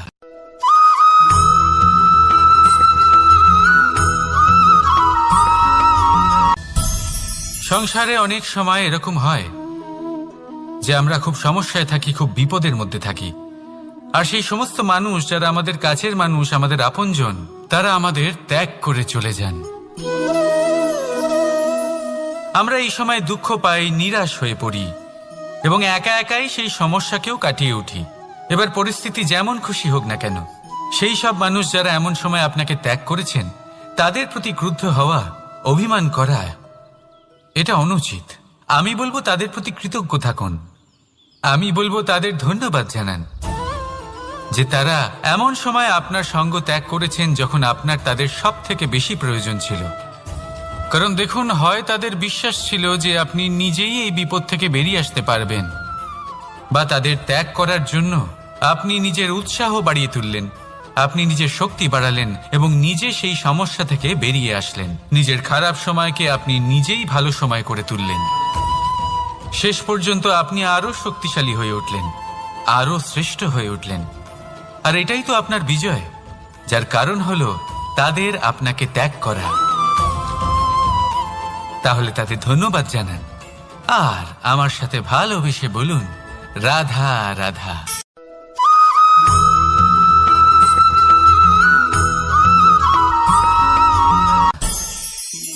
অনেক সময় যখন আমরা কর্ম করি, সাফল্য লাভ করি, কঠিন পরীক্ষায় উত্তীর্ণ হই, বড় কাজ করি, আমাদের মনে হয় এই সংসার আমাদের একটু প্রশংসা করুক, ভালো লাগে। অনেকবার মনে হয় এটা হলো আমাদের কর্মের ফলই বটে, আমরা আনন্দ পাই। কিন্তু যখন আমরা এই প্রশংসা পাই না, তখন কি হয়? আমরা দুঃখী হয়ে যাই, ভেঙে পড়ি। মনে হয় যেন আমার জন্য কেউ চিন্তাই করে না, এমন মনে হয় যেন আমাদের আনন্দে অন্য কেউ আনন্দই পায় না। অনেক রকম ভাবনা আসে। কিন্তু আমি আপনাকে একটা প্রশ্ন করতে চাই, আপনি যে কাজই করেন না কেন, যে কর্মই করেন না কেন, তা কি শুধুমাত্র প্রশংসার জন্য করেন? যদি এরকম হয়ে থাকে তাহলে সেই ভাবনা এক্ষুনি ত্যাগ করুন। কারণ এই প্রকৃতি আমাদের অন্য শিক্ষা দেয়।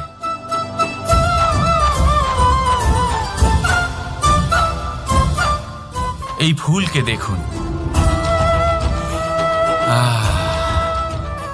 এই যে ফুলের সুবাস, যা আমার মনকে উচ্ছ্বসিত করে তোলে, মনে শক্তির সঞ্চার করে, এই সুগন্ধ। কিন্তু ভেবে দেখুন, ফুলের কিন্তু এই কাজ করার জন্য কোনো প্রশংসারই প্রয়োজন হয় না। এটাই হলো প্রকৃতির শিক্ষা। যিনি সৎ হন, সৎকর্ম করেন, তার কোনো প্রশংসার প্রয়োজন হয় না, কারণ ওনার কর্মই হলো ওনার সুবাস। মনে রাখবেন, আতর নকল ফুলে দেওয়া হয়, প্রকৃত ফুলের তার কোনো প্রয়োজন হয় না। সেইভাবেই আপনিও কর্ম করতে থাকুন শুভ চিন্তা নিয়ে। এই মনকে সব সময় শান্ত রাখুন, স্বচ্ছ রাখুন। যদি এরকম করেন তাহলে আপনার কর্ম এমন সুবাস ছড়াবে যে আপনার জীবনে শুধু এবং শুধুমাত্র আনন্দই থাকবে। তাহলে এই আনন্দ সহকারে বলুন, রাধা রাধা।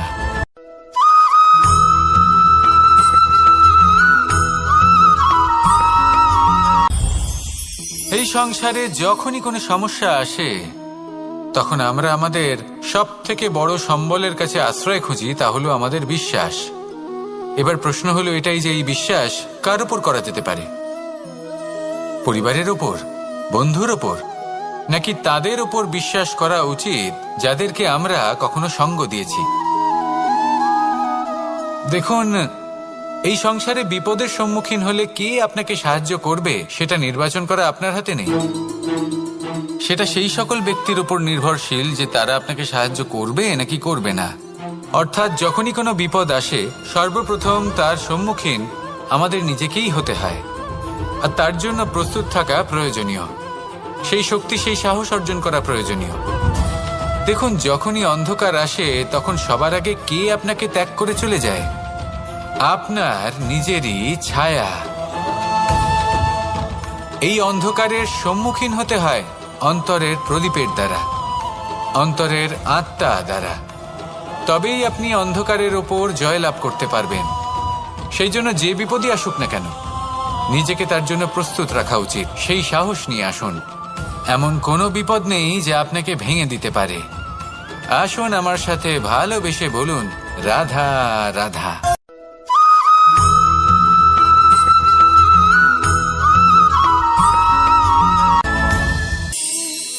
এই সংসারে এমন কোনো পর্বত নেই যা এতটাই উঁচু যে মানুষ তার শিখরে পৌঁছতে পারবে না, তাকে অতিক্রম করতে পারবে না।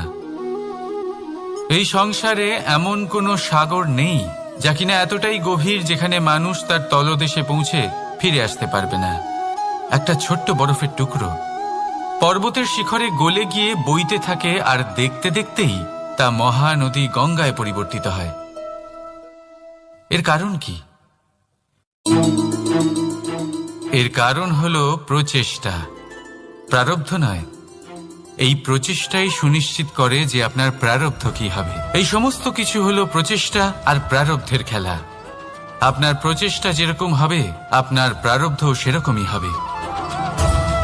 আর আপনার প্রচেষ্টা যদি উচ্চ মানের হয় তাহলে প্রারব্ধকে আপনার সামনে নত হতেই হবে।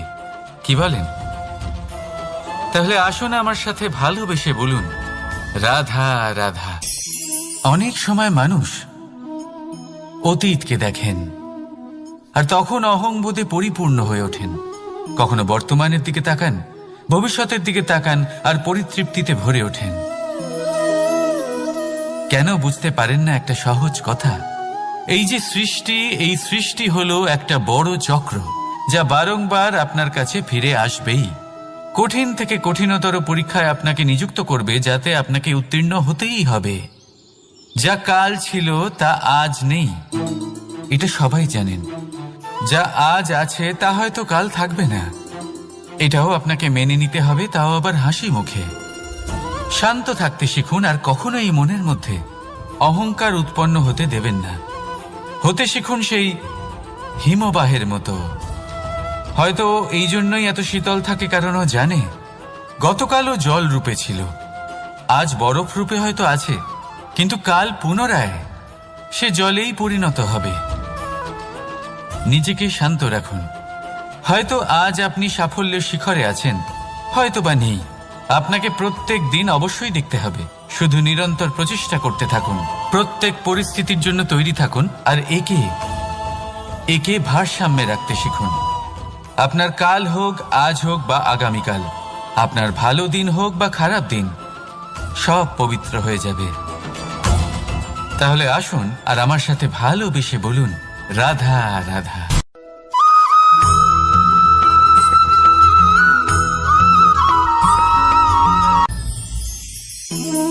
জীবনে ক্ষমা চাওয়া তাও কিছুটা সহজ, ক্ষমা করতে পারা অত্যন্ত কঠিন।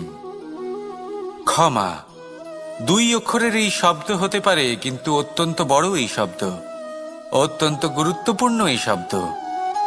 কখনো কখনো অন্য কাউকে ক্ষমা করে দেওয়া তাও কিছুটা সহজ কাজ, কিন্তু নিজেকে ক্ষমা করতে পারা অত্যন্ত কঠিন হয়ে দাঁড়ায়।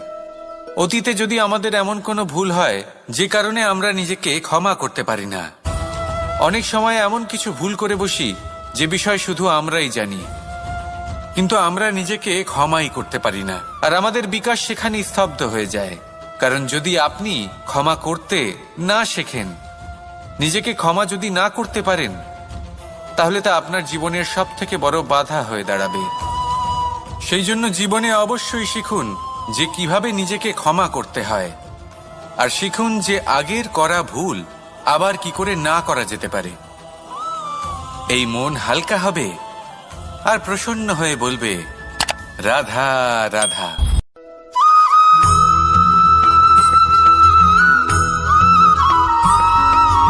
দোল উৎসবে এই সমগ্র সংসার রং নিয়ে খেলা করে, কিন্তু এই রঙের সারমর্ম এই সংসার কি জানে? কখনো দেখেছেন একটা চিন্তিত মুখ শুধুমাত্র রঙের স্পর্শ পেয়ে আনন্দিত হয়ে ওঠে। দোল, দোলে আমরা কি করি? পুরাতনকে ত্যাগ করি আর নতুনকে স্বাগত জানাই। শিশিরকে বিদায় জানিয়ে এক নতুন ঋতুকে আগমন জানাই। দুশ্চিন্তা দূর করে আসার নতুন রঙে রঙিন হয়ে ওঠা, নিজেকে আনন্দিত করা, এটাই তো হলো দোল। এবার দোলের একটা ব্যাপার আছে, দুটো রঙে একসাথে রঙিন হওয়া যায় না। একটা রং উঠলে তবেই আরেকটা রং লাগা সম্ভব। আরো একটা প্রশ্নও রয়েছে, কোন রংকে তুলে দিয়ে কোন রং মাখানো যেতে পারে? যদি আপনাকে উদাহরণ দিই, লোভের এই রং, তা যতক্ষণ লেগে থাকবে আনন্দের রং লাগতে পারবে না। যা হয়েছিল দ্বারকাবাসী এবং সামন্তক মণির মধ্যে। ভ্রান্তির রং যতক্ষণ লেগে থাকবে সত্যের রং লাগতে পারবে না, যা হয়েছে রুক্মিণীর সাথে। আর হিংসার এই রং যতক্ষণ লেগে থাকবে প্রেমের রং ততক্ষণ লাগতেই পারবে না, যা হয় আপনার আমার সবার সাথে। তাহলে আসুন একসাথে মিলে দোল পালন করি এবং সবকিছুর উপরে বিজয় লাভ করি। অন্ধকারের স্থানে আলোর, ভ্রান্তির স্থানে সত্যের, হিংসার স্থানে প্রেমের, আর লোভের স্থানে আনন্দের এই সুন্দর রং মাখাই। শত্রুতা, ঘৃণা, হিংসা এই সব কিছু ত্যাগ করি আর সকলের সখা হয়ে উঠি। আর ভালোবেসে বলি শুভ দোল। হ্যাঁ, ওটা তো আমরা অবশ্যই বলবো, রাধা রাধা।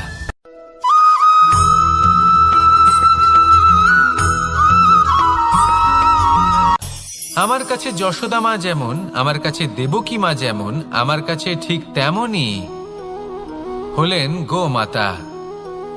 এবার ভেবে দেখার বিষয় হলো এটা যে এই সংসারে অসংখ্য প্রাণী আছে। একজন গাইকে একজন মায়ের মর্যাদা কেন দেওয়া হয়? তাহলে এর অনেকগুলো কারণ আছে। এই গাই অর্থাৎ গোমাতা, এনারা হলেন অত্যন্ত শান্ত, শান্তিপ্রিয়, কখনো কারোর কোনো ক্ষতি করতেই পারেন না। গোমাতা যে দুধ নিজের বাছুরকে পান করান সেই দুধই আমাদেরও দেন। সেই দুধ পান করে আমরা শক্তি লাভ করি। এই দুধ থেকে আমরা মাখন, ঘি, পায়েস এইসব সুস্বাদু খাবার লাভ করি। গোমাতার গোবর আমাদের জ্বালানি হিসেবে সাহায্য করে, যার ফলে খুব কম সংখ্যক কাঠ ব্যবহার করা যায় এবং বেশিরভাগ জঙ্গল সুরক্ষিত থাকে। গোমাতার গোমূত্র, সেটাও আমাদের কাছে লাভজনক। এর দ্বারা আমরা অনেক রোগ থেকে মুক্তি লাভ করতে পারি। গোমাতা যখন একটি বাছুরকে জন্ম দেন তখন সেই বড় হয়ে আমাদের ক্ষেত কর্ষণ করে। সেই জন্য গাইকেও জীবনে মায়ের মর্যাদা দেবেন। যতটা সম্ভব তাকে সেবা করুন এবং ভালোবেসে তাকে পালন করুন। এই মন নিজে থেকেই প্রসন্ন হয়ে বলবে রাধা রাধা।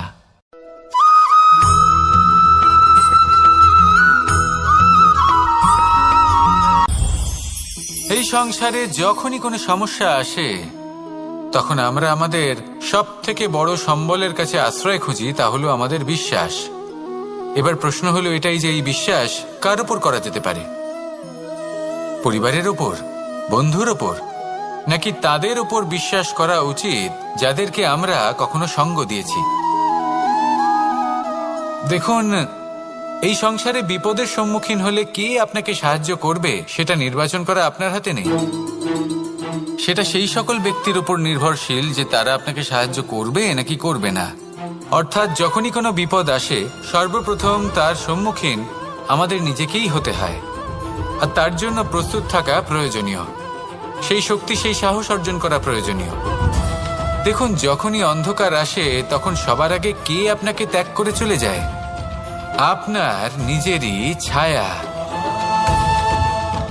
এই অন্ধকারের সম্মুখীন হতে হয় অন্তরের প্রদীপের দ্বারা, অন্তরের আত্মা দ্বারা। তবেই আপনি অন্ধকারের ওপর জয়লাভ করতে পারবেন। সেই জন্য যে বিপদই আসুক না কেন নিজেকে তার জন্য প্রস্তুত রাখা উচিত। সেই সাহস নিয়ে আসুন। এমন কোনো বিপদ নেই যা আপনাকে ভেঙে দিতে পারে। আসুন আমার সাথে ভালোবেসে বলুন, রাধা রাধা।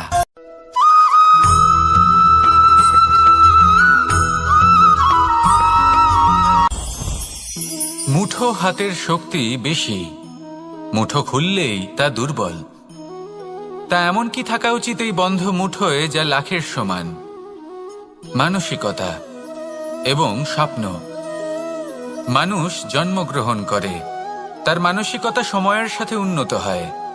মানসিকতা অনুযায়ী সে স্বপ্ন দেখে, আর সেই স্বপ্ন সার্থক করতে সে পরিশ্রম করতে থাকে। কিন্তু খুব গুরুত্বপূর্ণ একটা কথা আছে যা আপনার মনে রাখা উচিত। আপনার এই মানসিকতা, আপনার এই স্বপ্ন, তা যেন আপনার নিয়ন্ত্রণে থাকে। আপনার বন্ধ মুঠোয় যেন এর লাগাম থাকে, আপনি যেন এর প্রভু হন। যদি তা হয় তবেই আপনি লাভবান হবেন। যদি এরা আপনাকে নিয়ন্ত্রণ করতে থাকে, যদি আপনার মুঠো খুলে যায়, না পথ আপনার নিয়ন্ত্রণে থাকবে, না মানসিকতা থাকবে, না স্বপ্ন নিয়ন্ত্রণে থাকবে। আর যদি তাই হয় তাহলে আপনি আপনার ভবিষ্যৎ নষ্ট করে ফেলবেন। তাই নিয়ন্ত্রণ করতে শিখুন নিজের বিচার বুদ্ধি, নিজের মানসিকতা, নিজের স্বপ্নকে। নিজের এই স্বপ্ন পূরণ করুন আর আমার সাথে ভালোবেসে বলুন, রাধা রাধা।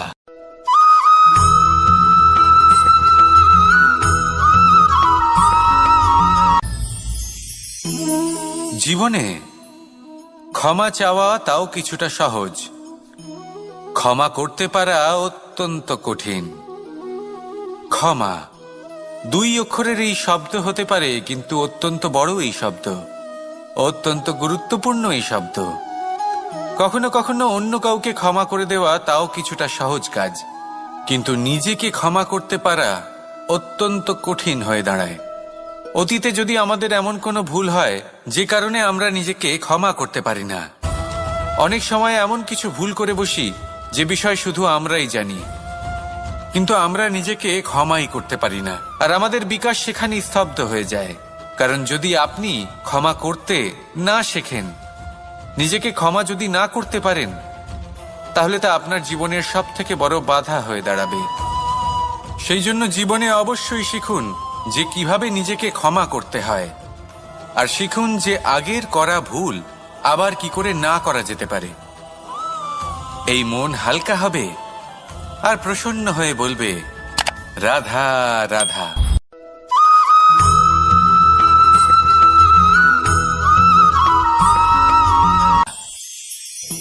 আমি রাধাকে ভালোবাসি, আর এই কথাটা সমগ্র সংসার জানে। আর সময় অন্তরে লীলার দ্বারা, বিভিন্ন ঘটনা দ্বারা, কর্মের দ্বারা আমি নিজের এই ভালোবাসা রাধার সামনে প্রকাশ করি। এবার আপনি বলবেন, এসবের কি প্রয়োজন? রাধা কি এই কথা জানে না যে কৃষ্ণ তাকে কতটা ভালোবাসে? অবশ্যই জানে, কিন্তু এই যে ভালোবাসা, তা মনে রেখে দেওয়ার জন্য নয়, তা প্রকাশ করার জন্য। আর বারংবার এই ভালোবাসাকে প্রকাশ করা উচিত, উচিত সময় এবং উচিত সুযোগ দেখে। কিরকম? এবার যদি আপনি প্রেমীর সাথে কোনো উৎসবে থাকেন, তাহলে তার সাথে নৃত্য সঙ্গীত করুন। যদি ভিড়ের মাঝে থাকেন, তখন প্রেমীকে সম্মান করুন, একান্তে প্রসাধন করুন। দুঃখের সময় তার হাত ধরে থাকুন, সুখের সময় আলিঙ্গন করে রাখুন। এই প্রেম যত প্রকাশ করবেন, ততই এই প্রেমের বৃদ্ধি হবে। এই প্রেম আরো বেশি গভীর হবে, অটুট হবে। তাই এই প্রেমকে মনে নয়, আপনার জীবনে স্থান দিন। মন খুলে প্রকাশ করুন আর আমার সাথে ভালোবেসে বলুন, রাধা রাধা।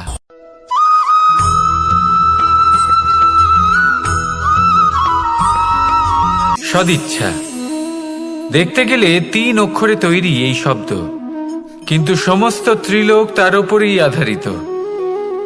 আপনি এই সংসারে এসেছেন, তখন অবশ্যই শ্বাস নেবেন, কিন্তু তার বদলে আপনাকে কিছু তো দিতেই হবে। আপনার উপর নির্ভর করছে আপনি কি দেবেন। কি দেবেন এই সংসারকে, এই সমাজকে, নিজের পরিবারকে, আর তার বদলে কি নেবেন? যশ নাকি অপযশ? দেখুন, এক ছিল রাবণ, যে কিনা সমুদ্র পার করল সীতাকে অপহরণ করার জন্য, আর এক ছিলেন রামচন্দ্র, যিনি সমুদ্র পার করেছিলেন, সেতু বানিয়ে গিয়েছিলেন সীতাকে ফিরিয়ে নিয়ে আসার জন্য। দুজনেই সমুদ্র পার করেছিলেন, শুধু পার্থক্য ছিল সদিচ্ছাকে বোঝার লক্ষ্যের। অনেক মানুষের যাত্রা একরকম হতেই পারে, কিন্তু আনন্দ তখনই লাভ করবেন যখন লক্ষ্য শুভ হবে, মহান হবে। এই লক্ষ্য দিয়ে এই সংসারের কল্যাণ হবে এবং মানুষের সম্মান হবে।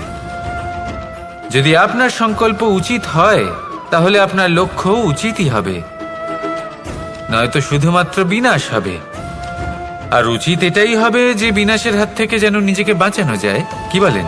তাই জীবনে যে লক্ষ্য স্থির করছেন মনে রাখবেন তা যেন শুভ লক্ষ্য হয়। যদি এরকম হয় তাহলে আপনার যাত্রা, আপনার জীবন দুটোই শুভময় হবে। আসুন আর আমার সাথে ভালোবেসে বলুন, রাধা রাধা।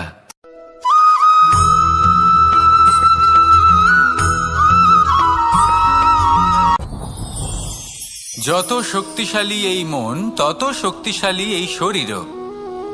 এই যে আমাদের শরীর, এটা আসলে কি? এ হলো একটা রথের মতো। আর একটা রথ ততক্ষণ চলতে পারবে না যতক্ষণ না তাকে কোনো সারথি চালাবে। এই মন হলো শরীরের সারথি। এবার ভাবুন, যদি এই সারথি শক্তিহীন হয়, দুর্বল হয়, তাহলে এই রথের কি হবে? এটা উচিত পথে চলতে পারবে না, উচিত গতিতে চলতে পারবে না, মন মতো স্থানে এটা পৌঁছতেও পারবে না। সেই জন্য মনের শক্তি অত্যন্ত প্রয়োজনীয়। এবার মনের শক্তি আমরা কোথা থেকে লাভ করি? দৃঢ়তার শক্তি থেকে। এবার এই শক্তি আমরা কিভাবে বাড়াতে পারি? আমরা প্রতিদিন কিছু নতুন স্থির করি, কিছু ছোট কিছু বড়। আর যেই আমরা নতুন কিছু পূর্ণ করি, আমাদের মনের শক্তি বেড়ে যায়। আর যদি পূর্ণ না করতে পারি, মনের শক্তি কমে যায়। একটা দেওয়ালের মতো ছোট ছোট ছোট ছোট শিলা আমরা একটার পর একটা স্থাপন করে একটা দেওয়াল তৈরি করি। এতগুলো পাথর যখন একত্রিত হয়ে যায়, তখন এমন এক দেওয়াল তৈরি হয় যাকে ভাঙা প্রায় অসম্ভব হয়ে দাঁড়ায়। সেরকমই হয় মন এবং দৃঢ়তা। ছোট ছোট কাজ করে নিজের লক্ষ্য পূর্ণ করুন। এই লক্ষ্য যদি পূর্ণ হয়, তবে মনের শক্তি বাড়বে।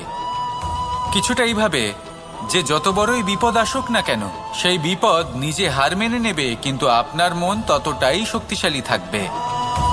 তাই মনের শক্তি বাড়াতে থাকুন, যাতে আপনি উচিত পথে চলতে পারেন, উচিত গতিতে চলেন আর মনোবাঞ্ছিত স্থানে পৌঁছতে পারেন। তবেই এই মন প্রসন্ন হয়ে বলবে, রাধা রাধা।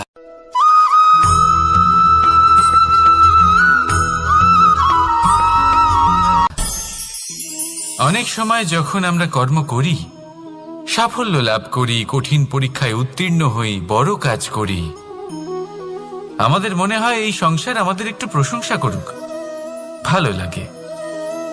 অনেকবার মনে হয় এটা হলো আমাদের কর্মের ফলই বটে, আমরা আনন্দ পাই। কিন্তু যখন আমরা এই প্রশংসা পাই না, তখন কি হয়? আমরা দুঃখী হয়ে যাই, ভেঙে পড়ি। মনে হয় যেন আমার জন্য কেউ চিন্তাই করে না। এমন মনে হয় যেন আমাদের আনন্দে অন্য কেউ আনন্দই পায় না। অনেক রকম ভাবনা আসে। কিন্তু আমি আপনাকে একটা প্রশ্ন করতে চাই, আপনি যে কাজই করেন না কেন, যে কর্মই করেন না কেন, তা কি শুধুমাত্র প্রশংসার জন্য করেন? যদি এরকম হয়ে থাকে, তাহলে সেই ভাবনা এক্ষুনি ত্যাগ করুন। কারণ এই প্রকৃতি আমাদের অন্য শিক্ষা দেয়।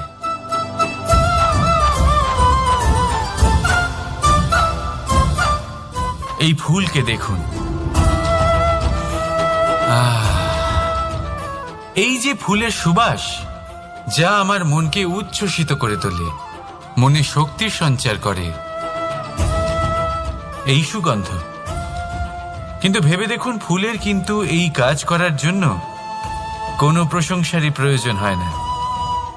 এইটাই হলো প্রকৃতির শিক্ষা। যিনি সৎ হন, সৎকর্ম করেন, তার কোনো প্রশংসার প্রয়োজন হয় না, কারণ ওনার কর্মই হলো ওনার সুবাস। মনে রাখবেন, আতর নকল ফুলে দেওয়া হয়, প্রকৃত ফুলের তার কোনো প্রয়োজন হয় না। সেইভাবেই আপনিও কর্ম করতে থাকুন শুভ চিন্তা নিয়ে। এই মনকে সব সময় শান্ত রাখুন, স্বচ্ছ রাখুন। যদি এরকম করেন, তাহলে আপনার কর্ম এমন সুবাস ছড়াবে যে আপনার জীবনে শুধু এবং শুধুমাত্র আনন্দই থাকবে। তাহলে এই আনন্দ সহকারে বলুন, রাধা রাধা।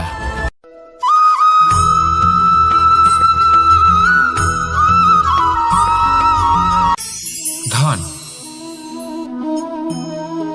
ধন হলো কারোর জন্য মোহ, আবার কারোর জন্য মায়া, কারোর জন্য হয়তো ভাগ্য, আবার কারোর জন্য কর্মের পারিশ্রমিক। দেখতে গেলে এই ধন হয়তো সবার জন্যই অত্যন্ত প্রয়োজনীয় হয়ে থাকে। সেই জন্যই তো মানুষ নিজের সমস্ত জীবন অতিবাহিত করেন এই ধন অর্জন করার জন্য। অনেক মানুষ এমনও হয় যাদের সমস্ত জীবন এই ধন অর্জন করতেই কেটে যায়। প্রত্যেক মানুষই চেষ্টা করেন যেন তিনি ধনী হন, যত সম্ভব বেশি ধন অর্জন করতে পারেন, সম্পন্ন থাকতে পারেন।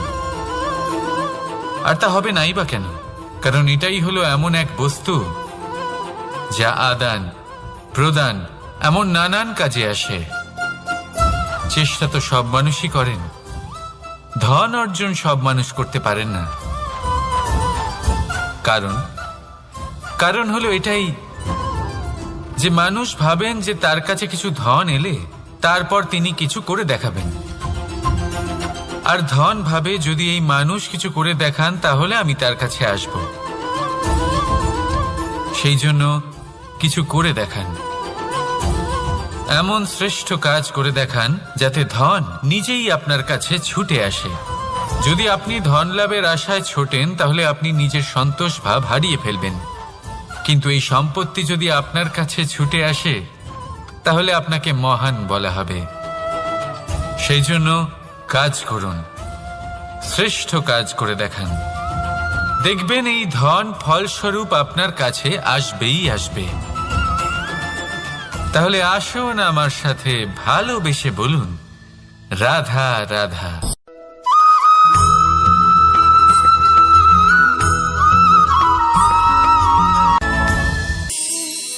এই সংসারে এমন কোনো পর্বত নেই যা এতটাই উঁচু যে মানুষ তার শিখরে পৌঁছতে পারবে না, তাকে অতিক্রম করতে পারবে না।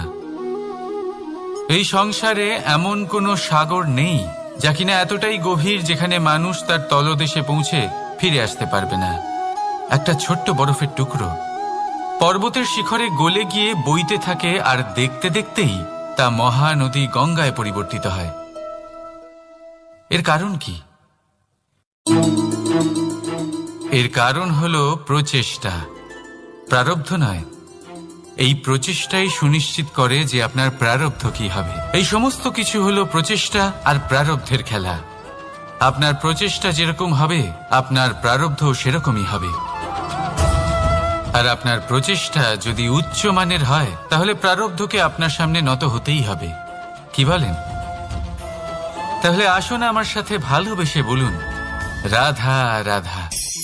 অনেক সময় মানুষ অতীতকে দেখেন আর তখন অহংবোধে পরিপূর্ণ হয়ে ওঠেন। কখনো বর্তমানের দিকে তাকান, ভবিষ্যতের দিকে তাকান আর পরিতৃপ্তিতে ভরে ওঠেন। কেন বুঝতে পারেন না একটা সহজ কথা? এই যে সৃষ্টি, এই সৃষ্টি হলো একটা বড় চক্র যা বারংবার আপনার কাছে ফিরে আসবেই। কঠিন থেকে কঠিনতর পরীক্ষায় আপনাকে নিযুক্ত করবে যাতে আপনাকে উত্তীর্ণ হতেই হবে। যা কাল ছিল তা আজ নেই, এটা সবাই জানেন। যা আজ আছে তা হয়তো কাল থাকবে না, এটাও আপনাকে মেনে নিতে হবে, তাও আবার হাসি মুখে। শান্ত থাকতে শিখুন আর কখনোই মনের মধ্যে অহংকার উৎপন্ন হতে দেবেন না। হতে শিখুন সেই হিমবাহের মতো। হয়তো এই জন্যই এত শীতল থাকে কারণ ও জানে গতকালও জল রূপে ছিল, আজ বরফ রূপে হয়তো আছে, কিন্তু কাল পুনরায় সে জলেই পরিণত হবে। নিজেকে শান্ত রাখুন। হয়তো আজ আপনি সাফল্যের শিখরে আছেন, হয়তো বা নেই। আপনাকে প্রত্যেক দিন অবশ্যই দেখতে হবে। শুধু নিরন্তর প্রচেষ্টা করতে থাকুন, প্রত্যেক পরিস্থিতির জন্য তৈরি থাকুন আর একে ভারসাম্যে রাখতে শিখুন। আপনার কাল হোক, আজ হোক বা আগামীকাল, আপনার ভালো দিন হোক বা খারাপ দিন, সব পবিত্র হয়ে যাবে। তাহলে আসুন আর আমার সাথে ভালোবেসে বলুন, রাধা রাধা।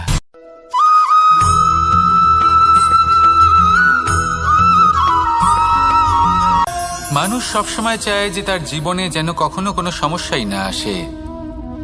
সে চায় তার জীবন যেন শুধুমাত্র শান্তি এবং সুখের দ্বারা পূর্ণ থাকে। কিন্তু এই চাহিদা অনুচিত কিছু নয়। আমরা সবাই এটাই চাই যে জীবনে সুখ থাক, শান্তি থাক। কিন্তু এই কথা সবসময় মনে রাখবেন, যে সূর্য উদিত হন সংসারকে প্রকাশমান করেন, দুপুরবেলায় সংসারকে রৌদ্র প্রদান করেন, সন্ধেবেলায় তাকেও অস্ত যেতে হয়। এবার আমাদের জীবন চক্র কিছুটা এরকমই। কোনো কিছুই চিরকাল একরকম থাকে না। কখনো এই নদীকে দেখুন যা বয়ে চলেছে। এই নদী যা বয়ে চলেছে তার পথেও অনেক বিপদ আসে। বড় বড় পাথরের সম্মুখীন হয়ে তাকেও সামনে এগিয়ে যেতে হয়। একটি পুকুর যা চারদিক থেকে ঘেরা, তার জীবনে কিন্তু কোনো সমস্যা নেই। কিন্তু এই সংসারে পুকুরের পুজো করা হয় না, পুজো করা হয় নদীকে। মনে রাখবেন, সমস্যার ঊর্ধ্বে তিনি উঠতে পারেন যিনি সমাধি লাভ করেছেন, যিনি এই সংসারেই নেই। যিনি এই সংসারে আছেন এবং জীবিত আছেন, তার জীবনের সমস্যা হলো শ্বাসবায়ুর মতোই গুরুত্বপূর্ণ। আসুন আমার সাথে ভালোবেসে বলুন, রাধা রাধা।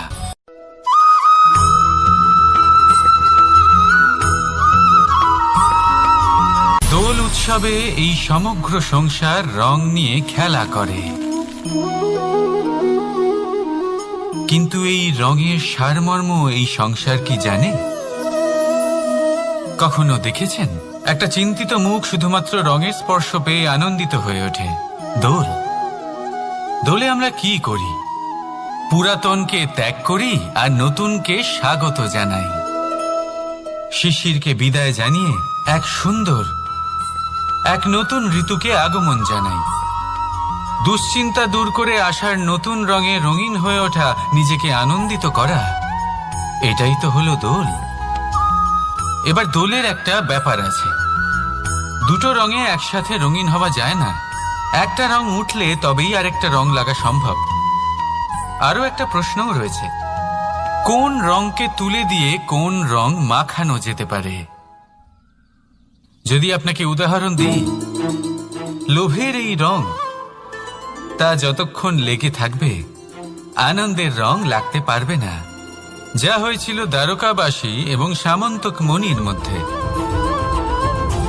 ভ্রান্তির রং যতক্ষণ লেগে থাকবে সত্যের রং লাগতে পারবে না, যা হয়েছে রুক্মিণীর সাথে। আর হিংসার এই রং যতক্ষণ লেগে থাকবে প্রেমের রং ততক্ষণ লাগতেই পারবে না, যা হয় আপনার আমার সবার সাথে। তাহলে আসুন একসাথে মিলে দোল পালন করি এবং সবকিছুর উপরে বিজয় লাভ করি। অন্ধকারের স্থানে আলোর, ভ্রান্তির স্থানে সত্যের, হিংসার স্থানে প্রেমের, আর লোভের স্থানে আনন্দের এই সুন্দর রং মাখাই। শত্রুতা, ঘৃণা, হিংসা এই সব কিছু ত্যাগ করি আর সকলের সখা হয়ে উঠি। আর ভালোবেসে বলি শুভ দোল। হ্যাঁ, ওটা তো আমরা অবশ্যই বলবো, রাধা রাধা। অর্জুন হওয়া বড়ই সরল, যদি আপনি কিভাবে অর্জন করতে হয় তা জানেন। শুধুমাত্র স্বপ্ন দেখেন যারা, তারা কখনোই অর্জন করতে পারবেন না। কিন্তু যদি কেউ অজ্ঞাতবাস ভোগ করতে পারে, যদি কেউ লাক্ষাগৃহ থেকে পালিয়ে বাঁচতে পারে, যদি কেউ কঠোর তপস্যা করতে পারে, প্রতীক্ষা করতে পারে এবং পরিশ্রম করতে পারে, তাহলে সে অর্জুন অবশ্যই হয়ে উঠবে। যদি আপনি অর্জুন হয়ে উঠতে চান, তাহলে কর্ম করতে শিখুন আর আমার সাথে ভালোবেসে বলুন, রাধা রাধা। জীবন থাকলে লক্ষ্য অবশ্যই থাকবে। যদি লক্ষ্য থাকে, তার পথ অবশ্যই থাকবে। যদি পথ থাকে, তাহলে বাধা অবশ্যই থাকবে। আর এর ওপরেই নির্ভর করে যে আমরা জীবনে সফল হব না অসফল, পুরস্কারের ভাগীদার হব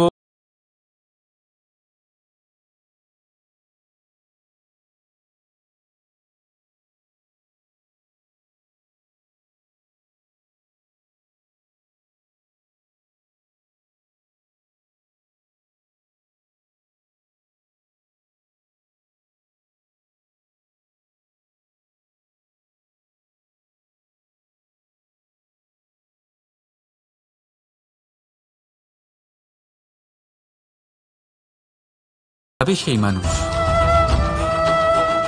কিন্তু তাই জীবনে প্রতিশোধ নয়, পরিবর্তন বাছুন। বদলা নয়, বদল বেছে নিন। আপনার বাধা আপনার বন্ধু হয়ে যাবে। রাধা রাধা।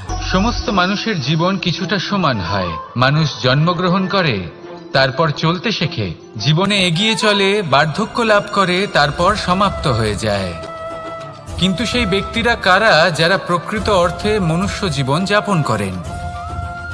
এনারা হলেন সেই ব্যক্তি যারা পড়ে গেলেও আবার উঠে দাঁড়ানোর চেষ্টা করেন, নিজের ভেঙে পড়া অস্তিত্বকে আগলে নিয়ে আবার একটা আকার দেওয়ার চেষ্টা করেন, ভগ্ন আশাকে আবার একটা নতুন দিশা দেন।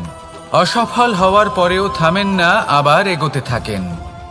অসফল হওয়ার পরে যদি আপনি থেমে যান তাহলে সাফল্য আপনার সামনে অপেক্ষা করে, কিন্তু আপনি তা দেখতে পান না। তাই জীবনের সংঘর্ষে অংশগ্রহণ করতে শিখুন। জীবনের সংঘর্ষ থেকে পালাবেন না। আসুন আমার সাথে ভালোবেসে বলুন, রাধা রাধা। একবার একটা শেয়াল বনে বিচরণ করছিল। ও একটা ছোট্ট শাবক দেখতে পেল। ও ভাবল, আজ একেই আমি খাবার হিসেবে গ্রহণ করব। আশেপাশে দেখলো কেউ দেখছে না, তো কেউ ছিল না, আর সেই শাবকের ওপর আক্রমণ করল, যা হলো একটা ঘোর অপরাধ। বনের নিয়ম অনুসারে আপনি কখনোই শাবকের ওপর আক্রমণ করতে পারেন না। তারপর এই খবরটা যখন রাজা সিংহ জানতে পারলেন, সভার আয়োজন করলেন। কিন্তু সেখানে শেয়াল বলল, আমি তো এরকম কিছু করিনি। কিন্তু যদি আপনি এরকম বলেন, কোনো প্রমাণ দিন, এর কোনো সাক্ষী আছে? তখন রাজা সিংহ পেঁচাকে ডেকে পাঠালেন, যে সেই মুহূর্তে বৃক্ষের শাখার ওপর বসেছিল। সে সব কিছু দেখেছিল। পেঁচা সব সত্যি কথা বলল, আর শেয়ালকে মৃত্যুদণ্ড দেয়া হলো। এবার এই কাহিনী আমি আপনাকে কেন শোনালাম? কারণ মানুষও কখনো কখনো এরকম কর্ম করেন যা শিয়াল করেছে। এটা ভাবেন কেউ দেখছে না, যখন আমি অনুচিত কর্ম করতেই পারি। কিন্তু না, আপনি যাই করুন না কেন, কেউ না কেউ অবশ্যই তা দেখছে। কোনো ব্যক্তি না হলেও কোনো প্রাণী, না হলে কোনো যক্ষ বা দেব বা প্রেত। যদি এনারা কেউ না দেখেন, তাহলে ধরিত্রী মাতা দেখেন, যেখানে দাঁড়িয়ে আপনি সেই কর্ম করছেন, তাই না? তাই একটা কথা সবসময় মনে রাখবেন, কে দেখছেন কে দেখছেন না সেই বিষয়ে ভাবা ছেড়ে দিন। এটা খুব সহজ কথা। আপনি যদি উচিত কর্ম করেন, উচিত ফল পাবেন। যদি অনুচিত কর্ম করেন, তাহলে আপনি অনুচিত ফল অবশ্যই পাবেন। সেই জন্য উচিত পথে চলতে থাকুন, উচিত কর্ম করতে থাকুন, আর আমার সাথে ভালোবেসে বলুন, রাধা রাধা। আপনি কখনো কোনো বাজকে নিজের বাসা বানাতে দেখেছেন? এই বাজ যখনই কোনো বাসা বানায়, তখন উঁচু গাছের ডালে বা কোনো পর্বতের শিখরে বাসা বানায়, অনেক উচ্চতায়। আর সেখানে তার সন্তানও জন্মগ্রহণ করে। যখন এই সন্তানেরা জন্মায়, তখন এই বাজ খুবই ভালোবেসে এবং খুব সাবধানে এদের পালন পোষণ করে। নিজের ঠোঁট দিয়ে তাদের ঠোঁটে খাবার পরিবেশন করে। কিন্তু যেই সেই সন্তানেরা হৃষ্টপুষ্ট হয়ে যায় এবং সেই কথা বাজ নিজে বুঝতে পেরে যায়, সেই বাজ নিজেই সেই বাসা ছিন্ন ভিন্ন করে দেয়। সেই সন্তান যাদের সবেমাত্র ডানা গজিয়েছে, কিভাবে উড়তে হয় তারা জানে না, সেই সন্তানগুলিকে উচ্চতা থেকে ঠেলে দেয়। সেই সন্তান প্রথমে ভয়ভীত হয়ে যায়। তারা সামনে মৃত্যুকে দেখতে পেয়ে ভয়ের কারণে তাদের ডানা ঝাপটাতে থাকে। আর সেই প্রক্রিয়াতেই সেই সন্তানগুলি উড়তে শুরু করে দেয়। এবার এই ঘটনায় আমরা কি শিক্ষা পেতে পারি? এটাই, যদি আপনি মাতা পিতা হন, তাহলে নিজের সন্তানকে অবশ্যই স্নেহ করুন, কিন্তু তাদেরকে নিজের আঁচলের তলায় বেঁধে রাখবেন না। যদি আপনি চান আপনার সন্তান জীবনে উন্নতি করুক, তাহলে নিজের মুঠো থেকে তাদের স্বতন্ত্র করে দিন। এই সংসারে সংঘর্ষ করতে দিন। সেই সন্তান নিজেই বুঝতে পারবে যে জন্মের সময় পাওয়া ডানা কি করে ব্যবহার করতে হয়। আর আপনার চোখের সামনে আপনার সন্তান এই আকাশে উড়তে থাকবে। তাহলে আসুন আমার সাথে ভালোবেসে বলুন, রাধা রাধা। সংসারে সবচেয়ে পবিত্র মানা হয় গঙ্গা জলকে। কখনো ভেবে দেখেছেন কেন? কারণ গঙ্গা জলের আবির্ভাব অত্যন্ত শুদ্ধ হয়, তার জন্ম শুদ্ধ হয়, যেখান থেকে তার শুরু সেটাই শুদ্ধ হয়। আর শুরুটা শুদ্ধ হওয়া অত্যন্ত আবশ্যক। আমাদের জীবনে সবই শুরু হয় আমাদের ভাবনা থেকে। নিজের ভাবনাকে শুদ্ধ রাখুন, কারণ এই ভাবনা থেকেই আবির্ভাব হয় শব্দের। আপনার শব্দ শুদ্ধ রাখুন। এই জীবনে নিজের ভাবনা শুভ রাখলে, শুদ্ধ করলে আপনার মন সুপ্রসন্ন হয়ে বলবে রাধা রাধা। মানুষ জন্মগ্রহণ করে, তার সাথে ভয়েরও জন্ম হয়। ছোটবেলা থেকেই আমাদের মনে কোনো না কোনো প্রকারের ভয় থেকেই যায়। কেউ এই বিষয়ে ভয় পায় যে তার কোনো বস্তু তার থেকে দূরে চলে যাবে। কেউ এই বিষয়ে ভয় পায় যে আমি নিজেকে হারিয়ে ফেলব। কেউ এই ভেবে ভয় পায় যে আমার প্রিয়জনেরা তারা যেন আমার থেকে দূরে না চলে যায়। কেউ এই ভেবে ভয় পায় যে আমরা যেন পথ না হারিয়ে ফেলি, আদি ইত্যাদি। কিন্তু সত্যি কথা বলতে, ভেবে দেখুন এই ভয় বাস্তবে কি? শুধুই একটা মনস্থিতি, আর কিছুই নয়। যা কিছু আপনি জীবনে পেয়েছেন তা একদিন আপনাকে হারাতে হবে। এই জীবন হলো আপনারই, কিন্তু তাও একদিন সমাপ্ত হবে। তাই ভয় পেয়ে কি লাভ? এই ভয় শুধু আপনাকে জীবন যাপন করা থেকে বাধা দিচ্ছে, আর কিচ্ছু নয়। পথ হারিয়ে ফেললেই বুঝতে পারবেন যে নতুন পথ কিভাবে বানাতে হয়। কিছু মানুষকে জীবন থেকে হারালে তবেই আপনি বুঝবেন যে আপনার আপনজনকে। এই ভয়ের কারণে ভীত হয়ে থাকবেন না। এই তারা নক্ষত্র অন্ধকারের অভাবে গুরুত্ব হারায়। শিবকেও মহাদেব হওয়ার জন্য বিষপান করতে হয়েছিল। প্রত্যেক পরিস্থিতি, প্রত্যেক সাফল্য আপনার পরীক্ষা নেবে। তাতে উত্তীর্ণ হওয়া হলো আপনার কর্ম। যখনই আপনি ভয় পাবেন বা সংকটের সম্মুখীন হবেন, তখন সাহসের সাথে তার সম্মুখীন হন। মনে রাখবেন, যে সম্মুখীন হতে জানে সাফল্য তার সাথে সবসময় থাকে। আসুন আর আমার সাথে ভালোবেসে বলুন রাধা রাধা। আমাদের হাতটা দেখুন। এই হাতে 5টা আঙুল আছে যা ভিন্ন ভিন্ন ধরনের, একরকম কেন নয়? কারণ হলো প্রত্যেকের নিজের নিজের গুরুত্ব আছে, নিজের নিজের মাহাত্ম্য আছে। এরা ভিন্ন, তাই একত্রিত হয়ে মুষ্টিবদ্ধ করা সম্ভব, যার দ্বারা আমরা আত্মরক্ষাও করতে পারি, আবার আক্রমণও করতে পারি। যদি 5টি আঙুল সমান হতো তাহলে মুষ্টিবদ্ধ হতে পারত না, নিজেদের মধ্যে বিভ্রান্তির সৃষ্টি করত। এবার এরকমই কিছু আমাদের সংসারেও হয়। আমাদের দেশ, যেখানে একটি ভূমির ওপর ভিন্ন ভিন্ন ধর্মের মানুষ বাস করেন, ভিন্ন ভিন্ন জাতি, ভিন্ন ধর্ম, ভিন্ন ভাষা। কিন্তু যদি আমরা এটা ভাবি যে কিভাবে এই দেশকে কল্যাণের পথে নিয়ে যাওয়া যায়, কিভাবে এর বিকাশ করা সম্ভব, তাহলে আমাদের একত্রিত হওয়া শিখতে হবে। যেইভাবে 5টা আঙুল একত্রিত হয়, মুষ্টিবদ্ধ হয়, সেইভাবেই আপনার যে ভাষাই হোক, যে ধর্মই হোক, যে জাতি হোক না কেন, ঠিক আছে, আবশ্যক হলো আপনার নিজের কর্মভূমির সাথে, আপনার ধরিত্রীর সাথে যুক্ত থাকা, সাথে থাকা। তবেই দেশের উন্নয়ন সম্ভব, তবেই এই দেশ স্বতন্ত্র থাকবে, সফল হবে, আর এই মন প্রসন্ন হয়ে বলবে রাধা রাধা। যদি আমি আমার চোখ বেঁধে কোনো একটা নির্দিষ্ট দিকে নিজের সমস্ত শক্তি প্রয়োগ করে ছুটে যাই, তাহলে কি হবে? আমি কোথাও ধাক্কা খেতে পারি, নিজের ক্ষতি করতে পারি, কোথাও পড়ে যেতে পারি, তাই না? অর্থাৎ এটা নিশ্চিত এই কাজ আমার করা উচিত নয়। কিন্তু আজকের দিনে প্রত্যেকটা মানুষ এই কাজই করছেন, তাই না? কোনো কাজ করার পূর্বে সেই কাজের বিষয়ে সম্পূর্ণ তথ্য কোথায় সংগ্রহ করছেন? শুধু এটুকু জানেন যে এই কাজটা করলে কত ধন অর্জন করবেন আর কত নাম হবে, আর ব্যাস সামনে এগিয়ে যান। এটা উচিত নয়। পূর্ণরূপে যে কোনো কাজ করার আগেই সেই কাজের বিশ্লেষণ করে নেওয়া উচিত, তা বুঝে নেওয়া উচিত, এবং সেই বিষয়ে অবশ্যই খেয়াল রাখা উচিত যে আপনার শরীর এবং আপনার মন এই কাজ করার জন্য কি প্রস্তুত রয়েছে। যদি তা না হয় তাহলে প্রথমে নিজেকে শুধরে নিন, তারপরে সেই কাজ করুন। যদি এইভাবে জীবনে সামনে এগোন তাহলে সাফল্যের সম্ভাবনা জীবনে অনেক বেশি বেড়ে যাবে। তাহলে এটাই করুন আর আমার সাথে ভালোবেসে বলুন, রাধা রাধা। এই সংসারে সাফল্য লাভ করার জন্য জ্ঞানের প্রয়োজন হয়, পরিশ্রমের প্রয়োজন হয়, দৃঢ় নিষ্ঠার প্রয়োজন হয়, নিরন্তর চেষ্টা করা প্রয়োজনীয়। কিন্তু আরো কিছু আছে যা অত্যন্ত প্রয়োজনীয় এবং গুরুত্বপূর্ণ। তা হলো ভালো বন্ধু। তাদের থাকা অত্যন্ত প্রয়োজনীয়। যদি ভালো বন্ধু থাকে তাহলে সময় এলে তারা ঢাল হয়ে আপনাকে সুরক্ষা করবেন। সময় এলে অস্ত্রের মতো শত্রুকে সংহারও করবেন। যদি তিনি জ্ঞানী হন, তাদের মধ্যে সদ্গুণ থাকে, তাহলে এই সব গুণ আপনার মধ্যেও প্রবেশ করবে।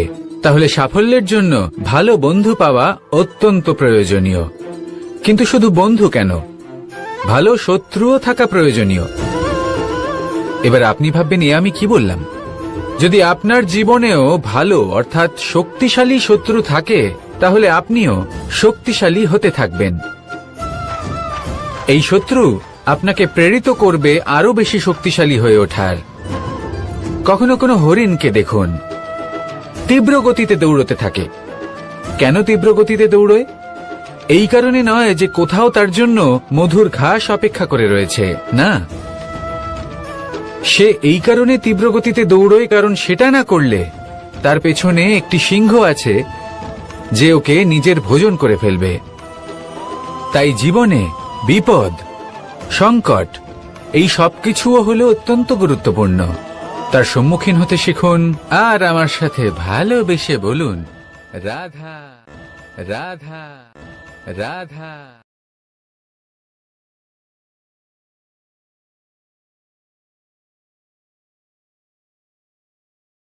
লক্ষ্যে পৌঁছানো অত্যন্ত কঠিন হয়। কেউ ভাবেন যে কেন এত কঠিন হয়, কেন এত কষ্ট করতে হয় লক্ষ্যে পৌঁছানোর জন্য। এই লক্ষ্য সরলভাবে কেন আমার কাছে চলে আসে না? চলুন আপনাকে একটা কথা বলি, যদি আপনার লক্ষ্য কঠিন না হয় তাহলে তাকে পাওয়া আপনার পক্ষে অসম্ভব হয়ে উঠবে।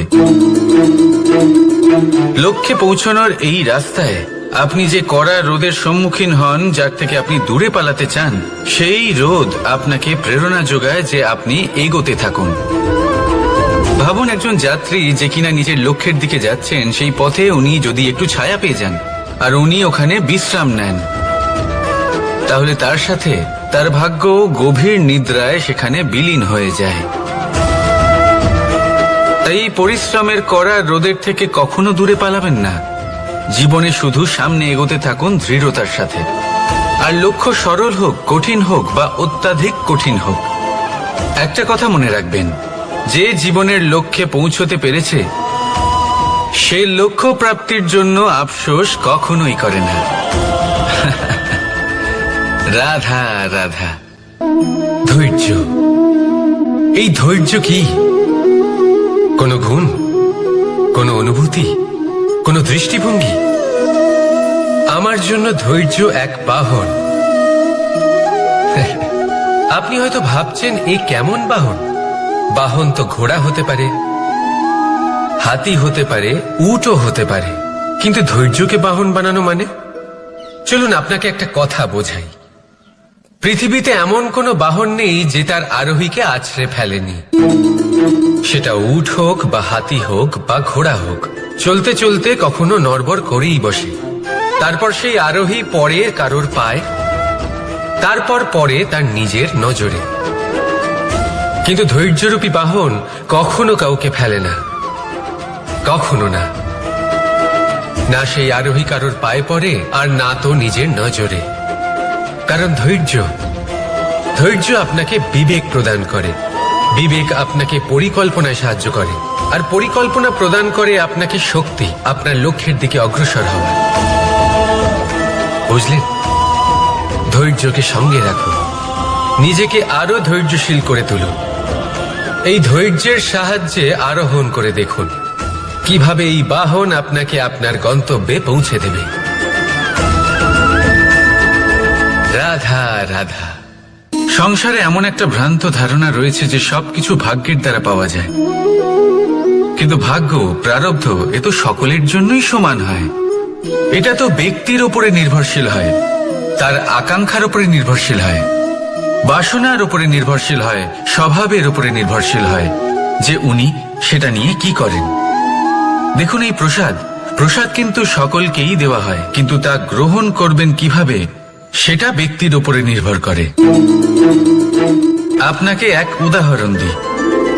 যেমন ধরুন, দুজন মানুষকে আমি একটা করে মাটির ডেলা দিলাম, সেটা নিয়ে তারা কি করবেন? একজন মানুষ তার ছোট ছোট ডেলা বানাবেন আর পথযাত্রীদের ওপরে ছুঁড়ে মারবেন, হাসি ঠাট্টা করবেন, তাদের বস্ত্র নোংরা করে দেবেন, সেটাতেই উনি আনন্দ পাবেন। অন্যদিকে দ্বিতীয় ব্যক্তি সেই মাটির ডেলা দিয়েই নিজের জন্য একটা কুঁড়ে ঘর বানাবেন। সেই কুঁড়ে ঘর যা রোদেতে, বৃষ্টিতে, ঝড়ে তাকে সুরক্ষিত রাখবে। অনুভূতি, এই অনুভূতি বদলাতে শিখুন। এই অনুভূতি অত্যন্ত গুরুত্বপূর্ণ। ভালোবাসাতেও এই অনুভূতি হলো অত্যন্ত গুরুত্বপূর্ণ। ভালোবাসা সে বন্ধুর সাথে হোক, মা বাবার সাথে হোক, ভাই বোনের সাথে হোক, স্ত্রীর সাথে হোক, যে কারোর সাথে হোক। মনে রাখবেন, এই হলো সেই অনুভূতি যা আপনার ভাগ্য নির্ধারণ করে থাকে। তাহলে আসুন আমার সাথে প্রেমের অনুভূতি নিয়ে বলুন, রাধা রাধা। লক্ষ্য, পথ আর সাফল্য, এই তিনটেই একে অপরের সাথে জড়িত, কিন্তু অনেকবার মানুষ এদের ঠিকভাবে বুঝতে পারেন না।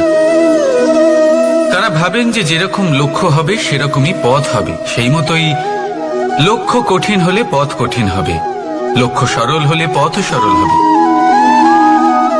যদি আপনাকে আসল সত্যের সাথে অবগত করাই, তাহলে দেখবেন সবকিছুই এর উল্টো। লক্ষ্য নিজের পথ বানায় না, পথ সেটাই যেটা আপনি স্বয়ং নির্বাচন করে আপনি নিজে বানান। সেই অনুসারেই আপনি আপনার লক্ষ্যে পৌঁছতে পারবেন। সেই জন্য জীবনে যখনই লক্ষ্যে পৌঁছানোর পথের বিষয়ে আপনি কোনো সিদ্ধান্ত নেবেন, তাহলে তা ভেবে চিন্তে নেবেন, কারণ এই পথ অত্যন্ত গুরুত্বপূর্ণ। পথ যদি শুভ হয়, তাহলে লক্ষ্য আপনা থেকেই শুভ হয়ে যায়। তাহলে আসুন আমার সাথে ভালোবেসে বলুন, রাধা রাধা। ভাগ্য আর কর্ম, এই দুই এমন শব্দ যাকে ঘিরে সমগ্র সংসার। কেউ বলে আমার ভাগ্যে এটা ছিল না, যা পেলে আমার জীবন অন্যরকম হতো। কেউ বলে আমার গত জন্মের কর্ম নিশ্চয়ই এমন ছিল, যে কারণে এই জন্মে এরকম ভাগ্য পেয়েছি আমি। এসব বাদ দিন আর একবার শান্ত চিত্তে ভাবুন। আপনি বুঝতে পারবেন যে ভাগ্য আর কর্ম এই দুই এই জন্মের। তফাৎ শুধুমাত্র এটাই যে যদি ভাগ্যের কথা বলা হয়, তাহলে আপনি এই ভাগ্যের থেকে যত বেশি আশা করবেন, তত বেশি নিরাশ হবেন আপনি, কারণ এই আশা আপনাকে কর্ম করা থেকে আটকায়। যদি কথা বলা হয় কর্মের, তাহলে নিজের কর্মের প্রতি যত বিশ্বাস রাখবেন, তত বেশি সফলতা আপনার কাছে আসবে। তাই একটা কথা মনে রাখবেন, ভাগ্য আপনার কর্ম নির্ধারণ করে না, কিন্তু আপনার কর্ম আপনার ভাগ্যকে অবশ্যই নির্ধারণ করে। রাধা রাধা। নাম কত সাধারণ একটা বিষয়। প্রত্যেক মানুষ যে জন্ম নেয়, তাকে একটা নাম দেওয়া হয়, যা সে পেয়ে থাকে তার মাতা পিতার দ্বারা, না হলে তার গুরুর দ্বারা, বা কোনো আত্মীয়ের দ্বারা, বা কোনো কাছের মানুষের দ্বারা। এই নামের সাথেই সে আস্তে আস্তে বেড়ে ওঠে। কিন্তু এটাই কি সেই নাম? এই নামই কি সবকিছু? কখনোই নয়। একটা নাম সেটা যা আপনি জন্মের সময় লাভ করেন, যে নামে আপনি কর্মের পথে অগ্রসর হন। আরও একটা নাম সেটা যা আপনি আপনার কর্মের দ্বারা অর্জন করেন, আর এই নামেই আপনাকে সবাই যুগ যুগ ধরে মনে রাখে। আপনার আসল নাম সেটা নয় যা আপনাকে জন্মের সময় দেওয়া হয়েছিল। আপনার আসল নাম সেটা যেটা আপনি আপনার কর্ম দ্বারা লাভ করেছেন, কারণ সেই লাভের পেছনে প্রচুর প্রয়াস লুকিয়ে থাকে, অনেক পরিশ্রম লুকিয়ে থাকে। কিন্তু যদি আপনি চান যে মানুষ আপনার নাম মনে রাখে, তাহলে আপনাকে কর্মের পথে অগ্রসর হতেই হবে। শুভ কর্ম করতে হবে, অনর্গল চেষ্টা করে যেতে হবে, মহান কাজ করতে হবে। আর বিশ্বাস করুন, আপনি একটা মহান নামের ফল অবশ্যই লাভ করবেন। রাধা রাধা। আমি এখানে একা এই বনে বসে আছি, বাঁশি বাজাচ্ছি। কার জন্য? কে আছেন এখানে? কেউ নেই। আমার প্রজা, আমার রাজ্য, আমার পরিবার আমার থেকে অনেক দূরে আছেন। আমি এখানে একা এই বনে বসে এই আকাশের এই রঙের, গাছের এই সব ফলের, মাটির সুবাসের আনন্দ উপভোগ করছি। কেন? আমি হলাম দ্বারকাধীশ। এমন কি রাজকীয় বা ভৌতিক সুখ রয়েছে যে আমি ওখানে পেতে পারি না? সবকিছুই পেতে পারি, তাও এখানে বনে একা বসে আছি। কোন সুখ খুঁজে চলেছি? একা থাকার সুখ। আমরা প্রত্যেকদিন অনেক মানুষের সাথে, চিন্তাধারার সাথে, কর্মের সাথে, পরিস্থিতির সাথে, সুখ দুঃখের দ্বারা বেষ্টিত থাকি। জীবনের এই চক্রে আমরা জড়িয়ে পড়তে থাকি। যতই আমরা এই সমস্যার সমাধান করি, আমরা ততই এতে জড়িয়ে পড়ি। আমরা এতটাই জড়িয়ে পড়ি যে যখন আমরা আয়নায় নিজেদের দেখি, তখন আমরা নিজেদের চিনতেই পারি না। এমন মনে হয় যেন আমরা নিজেদের হারিয়ে ফেলেছি। সেই জন্য প্রত্যেক দিন আপনি কিছু সময় নিজের সাথে কাটান একান্তে। এটা অত্যন্ত আবশ্যক। নিজের অস্তিত্বের গভীরে গিয়ে দেখতে শিখুন, নিজেকে বুঝুন। অদ্ভুত শান্তির অনুভূতি হবে। যেমন এই বায়ু, এই বৃক্ষ, এই পুষ্প, এই নিসর্গ, এদের মতো আপনিও কখনো একলা হতে শিখুন। কখনো নিসর্গের একটা অংশ হয়ে দেখুন। এই মন প্রসন্ন হয়ে বলবে, রাধা। একবার একটা শেয়াল বনে বিচরণ করছিল। ও একটা ছোট্ট শাবক দেখতে পেল। ও ভাবলো, আজ একেই আমি খাবার হিসেবে গ্রহণ করব। আশেপাশে দেখলো কেউ দেখছে না তো, কেউ ছিল না। আর সেই শাবকের ওপর আক্রমণ করলো, যা হলো একটা ঘোর অপরাধ। বনের নিয়ম অনুসারে আপনি কখনোই শাবকের ওপর আক্রমণ করতে পারেন না। তারপর এই খবরটা যখন রাজা সিংহ জানতে পারলেন, সভার আয়োজন করলেন। কিন্তু সেখানে শেয়াল বলল, আমি তো এরকম কিছু করিনি। কিন্তু যদি আপনি এরকম বলেন, কোনো প্রমাণ দিন, এর কোনো সাক্ষী আছে? তখন রাজা সিংহ পেঁচাকে ডেকে পাঠালেন, যে সেই মুহূর্তে বৃক্ষের শাখার ওপর বসেছিল। সে সব কিছু দেখেছিল। পেঁচা সব সত্যি কথা বলল, আর শেয়ালকে মৃত্যুদণ্ড দেয়া হলো। এবার এই কাহিনী আমি আপনাকে কেন শোনালাম? কারণ মানুষও কখনো কখনো এরকম কর্ম করেন যা শিয়াল করেছে। এটা ভাবেন কেউ দেখছে না, যখন আমি অনুচিত কর্ম করতেই পারি। কিন্তু না, আপনি যাই করুন না কেন, কেউ না কেউ অবশ্যই তা দেখছে। কোনো ব্যক্তি না হলেও কোনো প্রাণী, না হলে কোনো যক্ষ বা দেব বা প্রেত। যদি এনারা কেউ না দেখেন, তাহলে ধরিত্রী মাতা দেখেন, যেখানে দাঁড়িয়ে আপনি সেই কর্ম করছেন, তাই না? তাই একটা কথা সবসময় মনে রাখবেন, কে দেখছেন কে দেখছেন না সেই বিষয়ে ভাবা ছেড়ে দিন। এটা খুব সহজ কথা। আপনি যদি উচিত কর্ম করেন, উচিত ফল পাবেন। যদি অনুচিত কর্ম করেন, তাহলে আপনি অনুচিত ফল অবশ্যই পাবেন। সেই জন্য উচিত পথে চলতে থাকুন, উচিত কর্ম করতে থাকুন, আর আমার সাথে ভালোবেসে বলুন, রাধা রাধা। বাহ, পুষ্পের সুবাস আমার খুব ভালো লাগে। অত্যন্ত সুন্দর হয় এই পুষ্প। এইভাবে চারিদিকে পুষ্প দেখে মন আনন্দিত হয়ে ওঠে। এবার আপনারা ভেবে দেখুন, আমার চারিদিকে পুষ্প নয়, আগুন আছে। তাহলে কি হবে? আমার শরীর কি জ্বলে যাবে না? অবশ্যই জ্বলবে। শরীরকে কি আগুনের তাপ সহ্য করতে হবে না? অবশ্যই সহ্য করতে হবে। এটাই হলো প্রকৃতির নিয়ম।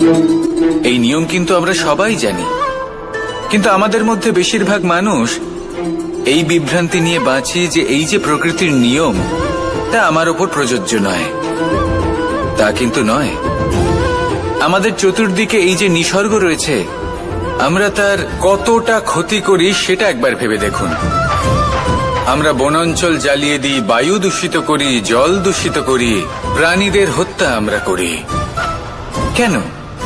এই নিসর্গ আমরা নষ্ট করি, যদিও আমরা জানি যে আমরাও হলাম এই নিসর্গেরই অংশ। এবার দেখুন, শরীরের কোনো অংশে যদি আগুন ধরান, আস্তে আস্তে সমস্ত শরীরও জ্বলে যাবে। সেইভাবেই নিসর্গ যদি নষ্ট হয়ে যায়, তাহলে মনুষ্য জাতিও নষ্ট হয়ে যাবে। তাই এই যে নিসর্গ আপনি দেখছেন, এই পুষ্প, এই বৃক্ষ, বায়ু, জল, এদের সকলকে রক্ষা করুন, নষ্ট নয়। মনে রাখবেন, যদি নিসর্গ থাকে মানুষ থাকবে, যদি নিসর্গ থাকে তাহলেই জীবন থাকবে। আসুন আমার সাথে ভালোবেসে বলুন, রাধা রাধা। কারই না পছন্দ বলুন তো?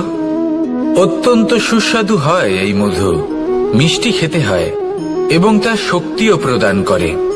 এবং প্রত্যেকটি মিষ্টি পদার্থের মতোই এতেও খুব তাড়াতাড়ি পিঁপড়ে ধরে যায়। অন্যদিকে যদি নুনকে দেখি, তাহলে বছরের পর বছর রাখলেও এতে পিঁপড়ে ধরে না। এবার যদি কথা বলি বন্ধুত্বের, তাহলে বন্ধুত্ব নুনের মতো হওয়া উচিত, মধুর মতো নয়।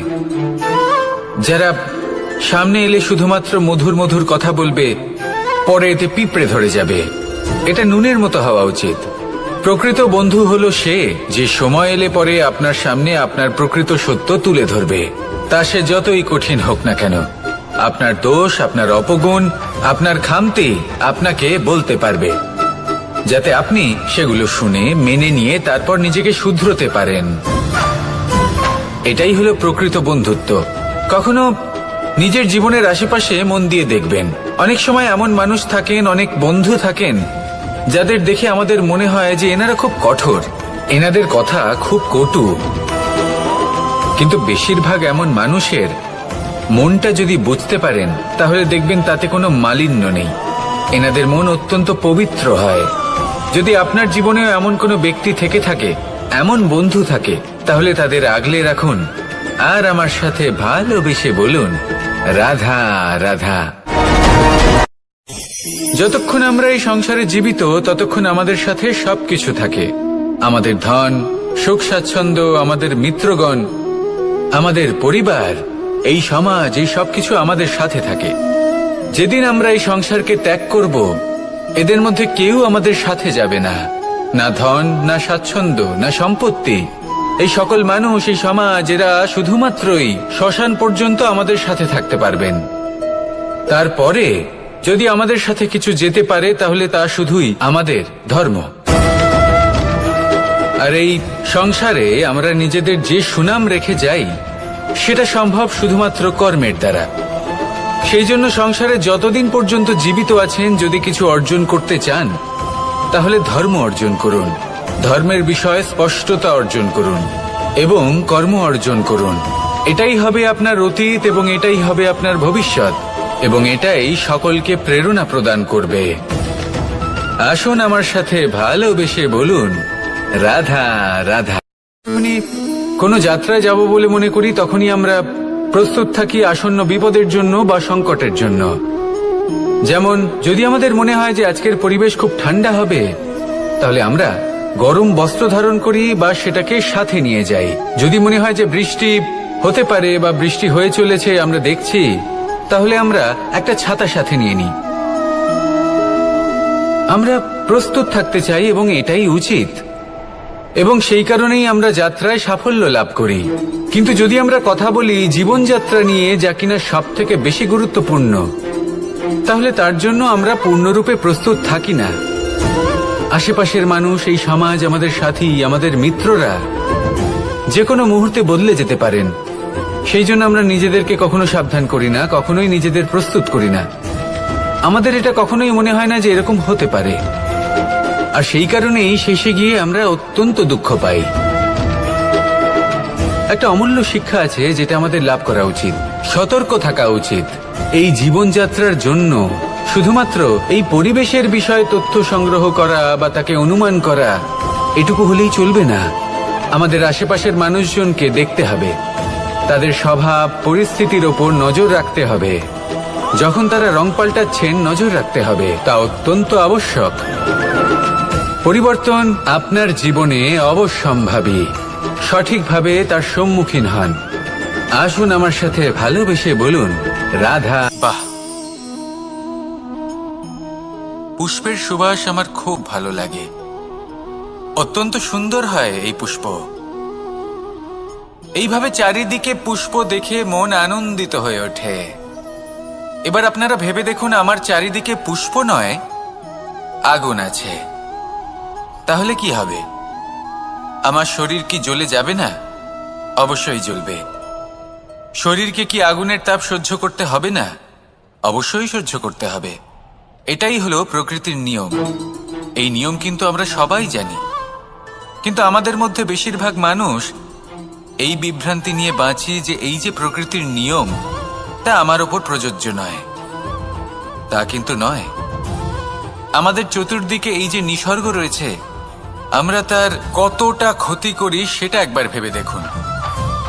আমরা বনাঞ্চল জ্বালিয়ে দিই, বায়ু দূষিত করি, জল দূষিত করি, প্রাণীদের হত্যা আমরা করি। কেন? এই নিসর্গ আমরা নষ্ট করি, যদিও আমরা জানি যে আমরাও হলাম এই নিসর্গেরই অংশ। এবার দেখুন, শরীরের কোনো অংশে যদি আগুন ধরান, আস্তে আস্তে সমস্ত শরীরও জ্বলে যাবে। সেইভাবেই নিসর্গ যদি নষ্ট হয়ে যায়, তাহলে মনুষ্য জাতিও নষ্ট হয়ে যাবে। তাই এই যে নিসর্গ আপনি দেখছেন, এই পুষ্প, এই বৃক্ষ, বায়ু, জল, এদের সকলকে রক্ষা করুন, নষ্ট নয়। মনে রাখবেন, যদি নিসর্গ থাকে মানুষ থাকবে, যদি নিসর্গ থাকে তাহলেই জীবন থাকবে। আসুন আমার সাথে ভালোবেসে বলুন, রাধা রাধা। এই সংসারের সব থেকে বড় সুখ কি? কেউ বলবেন নিজের লক্ষ্য প্রাপ্ত করা, কেউ বলবেন ধন উপার্জন করা, কেউ বলবেন নিদ্রাই সব থেকে বড় সুখ, কেউ বলবেন রাজ্য লাভ করা, আবার কেউ বলবেন মাতার হাত থেকে খাবার খাওয়া, আদি ইত্যাদি। কিন্তু যদি সত্যি কথা বলি, এই সংসারের সব থেকে বড় সুখ হল সেবা করা। কখনো কাউকে সেবা করে দেখুন। এই সেবা দ্বারা অন্য কোনো মানুষের আশীর্বাদ লাভ করাতেই সুখ রয়েছে। আপনার সেবা ভাব দ্বারা যখন কোনো মানুষ নিজের অন্তরাত্মা থেকে আপনাকে আশীর্বাদ করে, তার থেকে বড় সুখ আর কিছুই নেই। কারণ প্রত্যেক মানুষের মধ্যে ঈশ্বর বাস করেন। নরের সেবাই হলো নারায়ণের সেবা। নিষ্কাম সেবা করাই হলো সব থেকে বড় সুখ। তাই নিজের অন্তরে সেবার এই ভাব জাগ্রত করুন।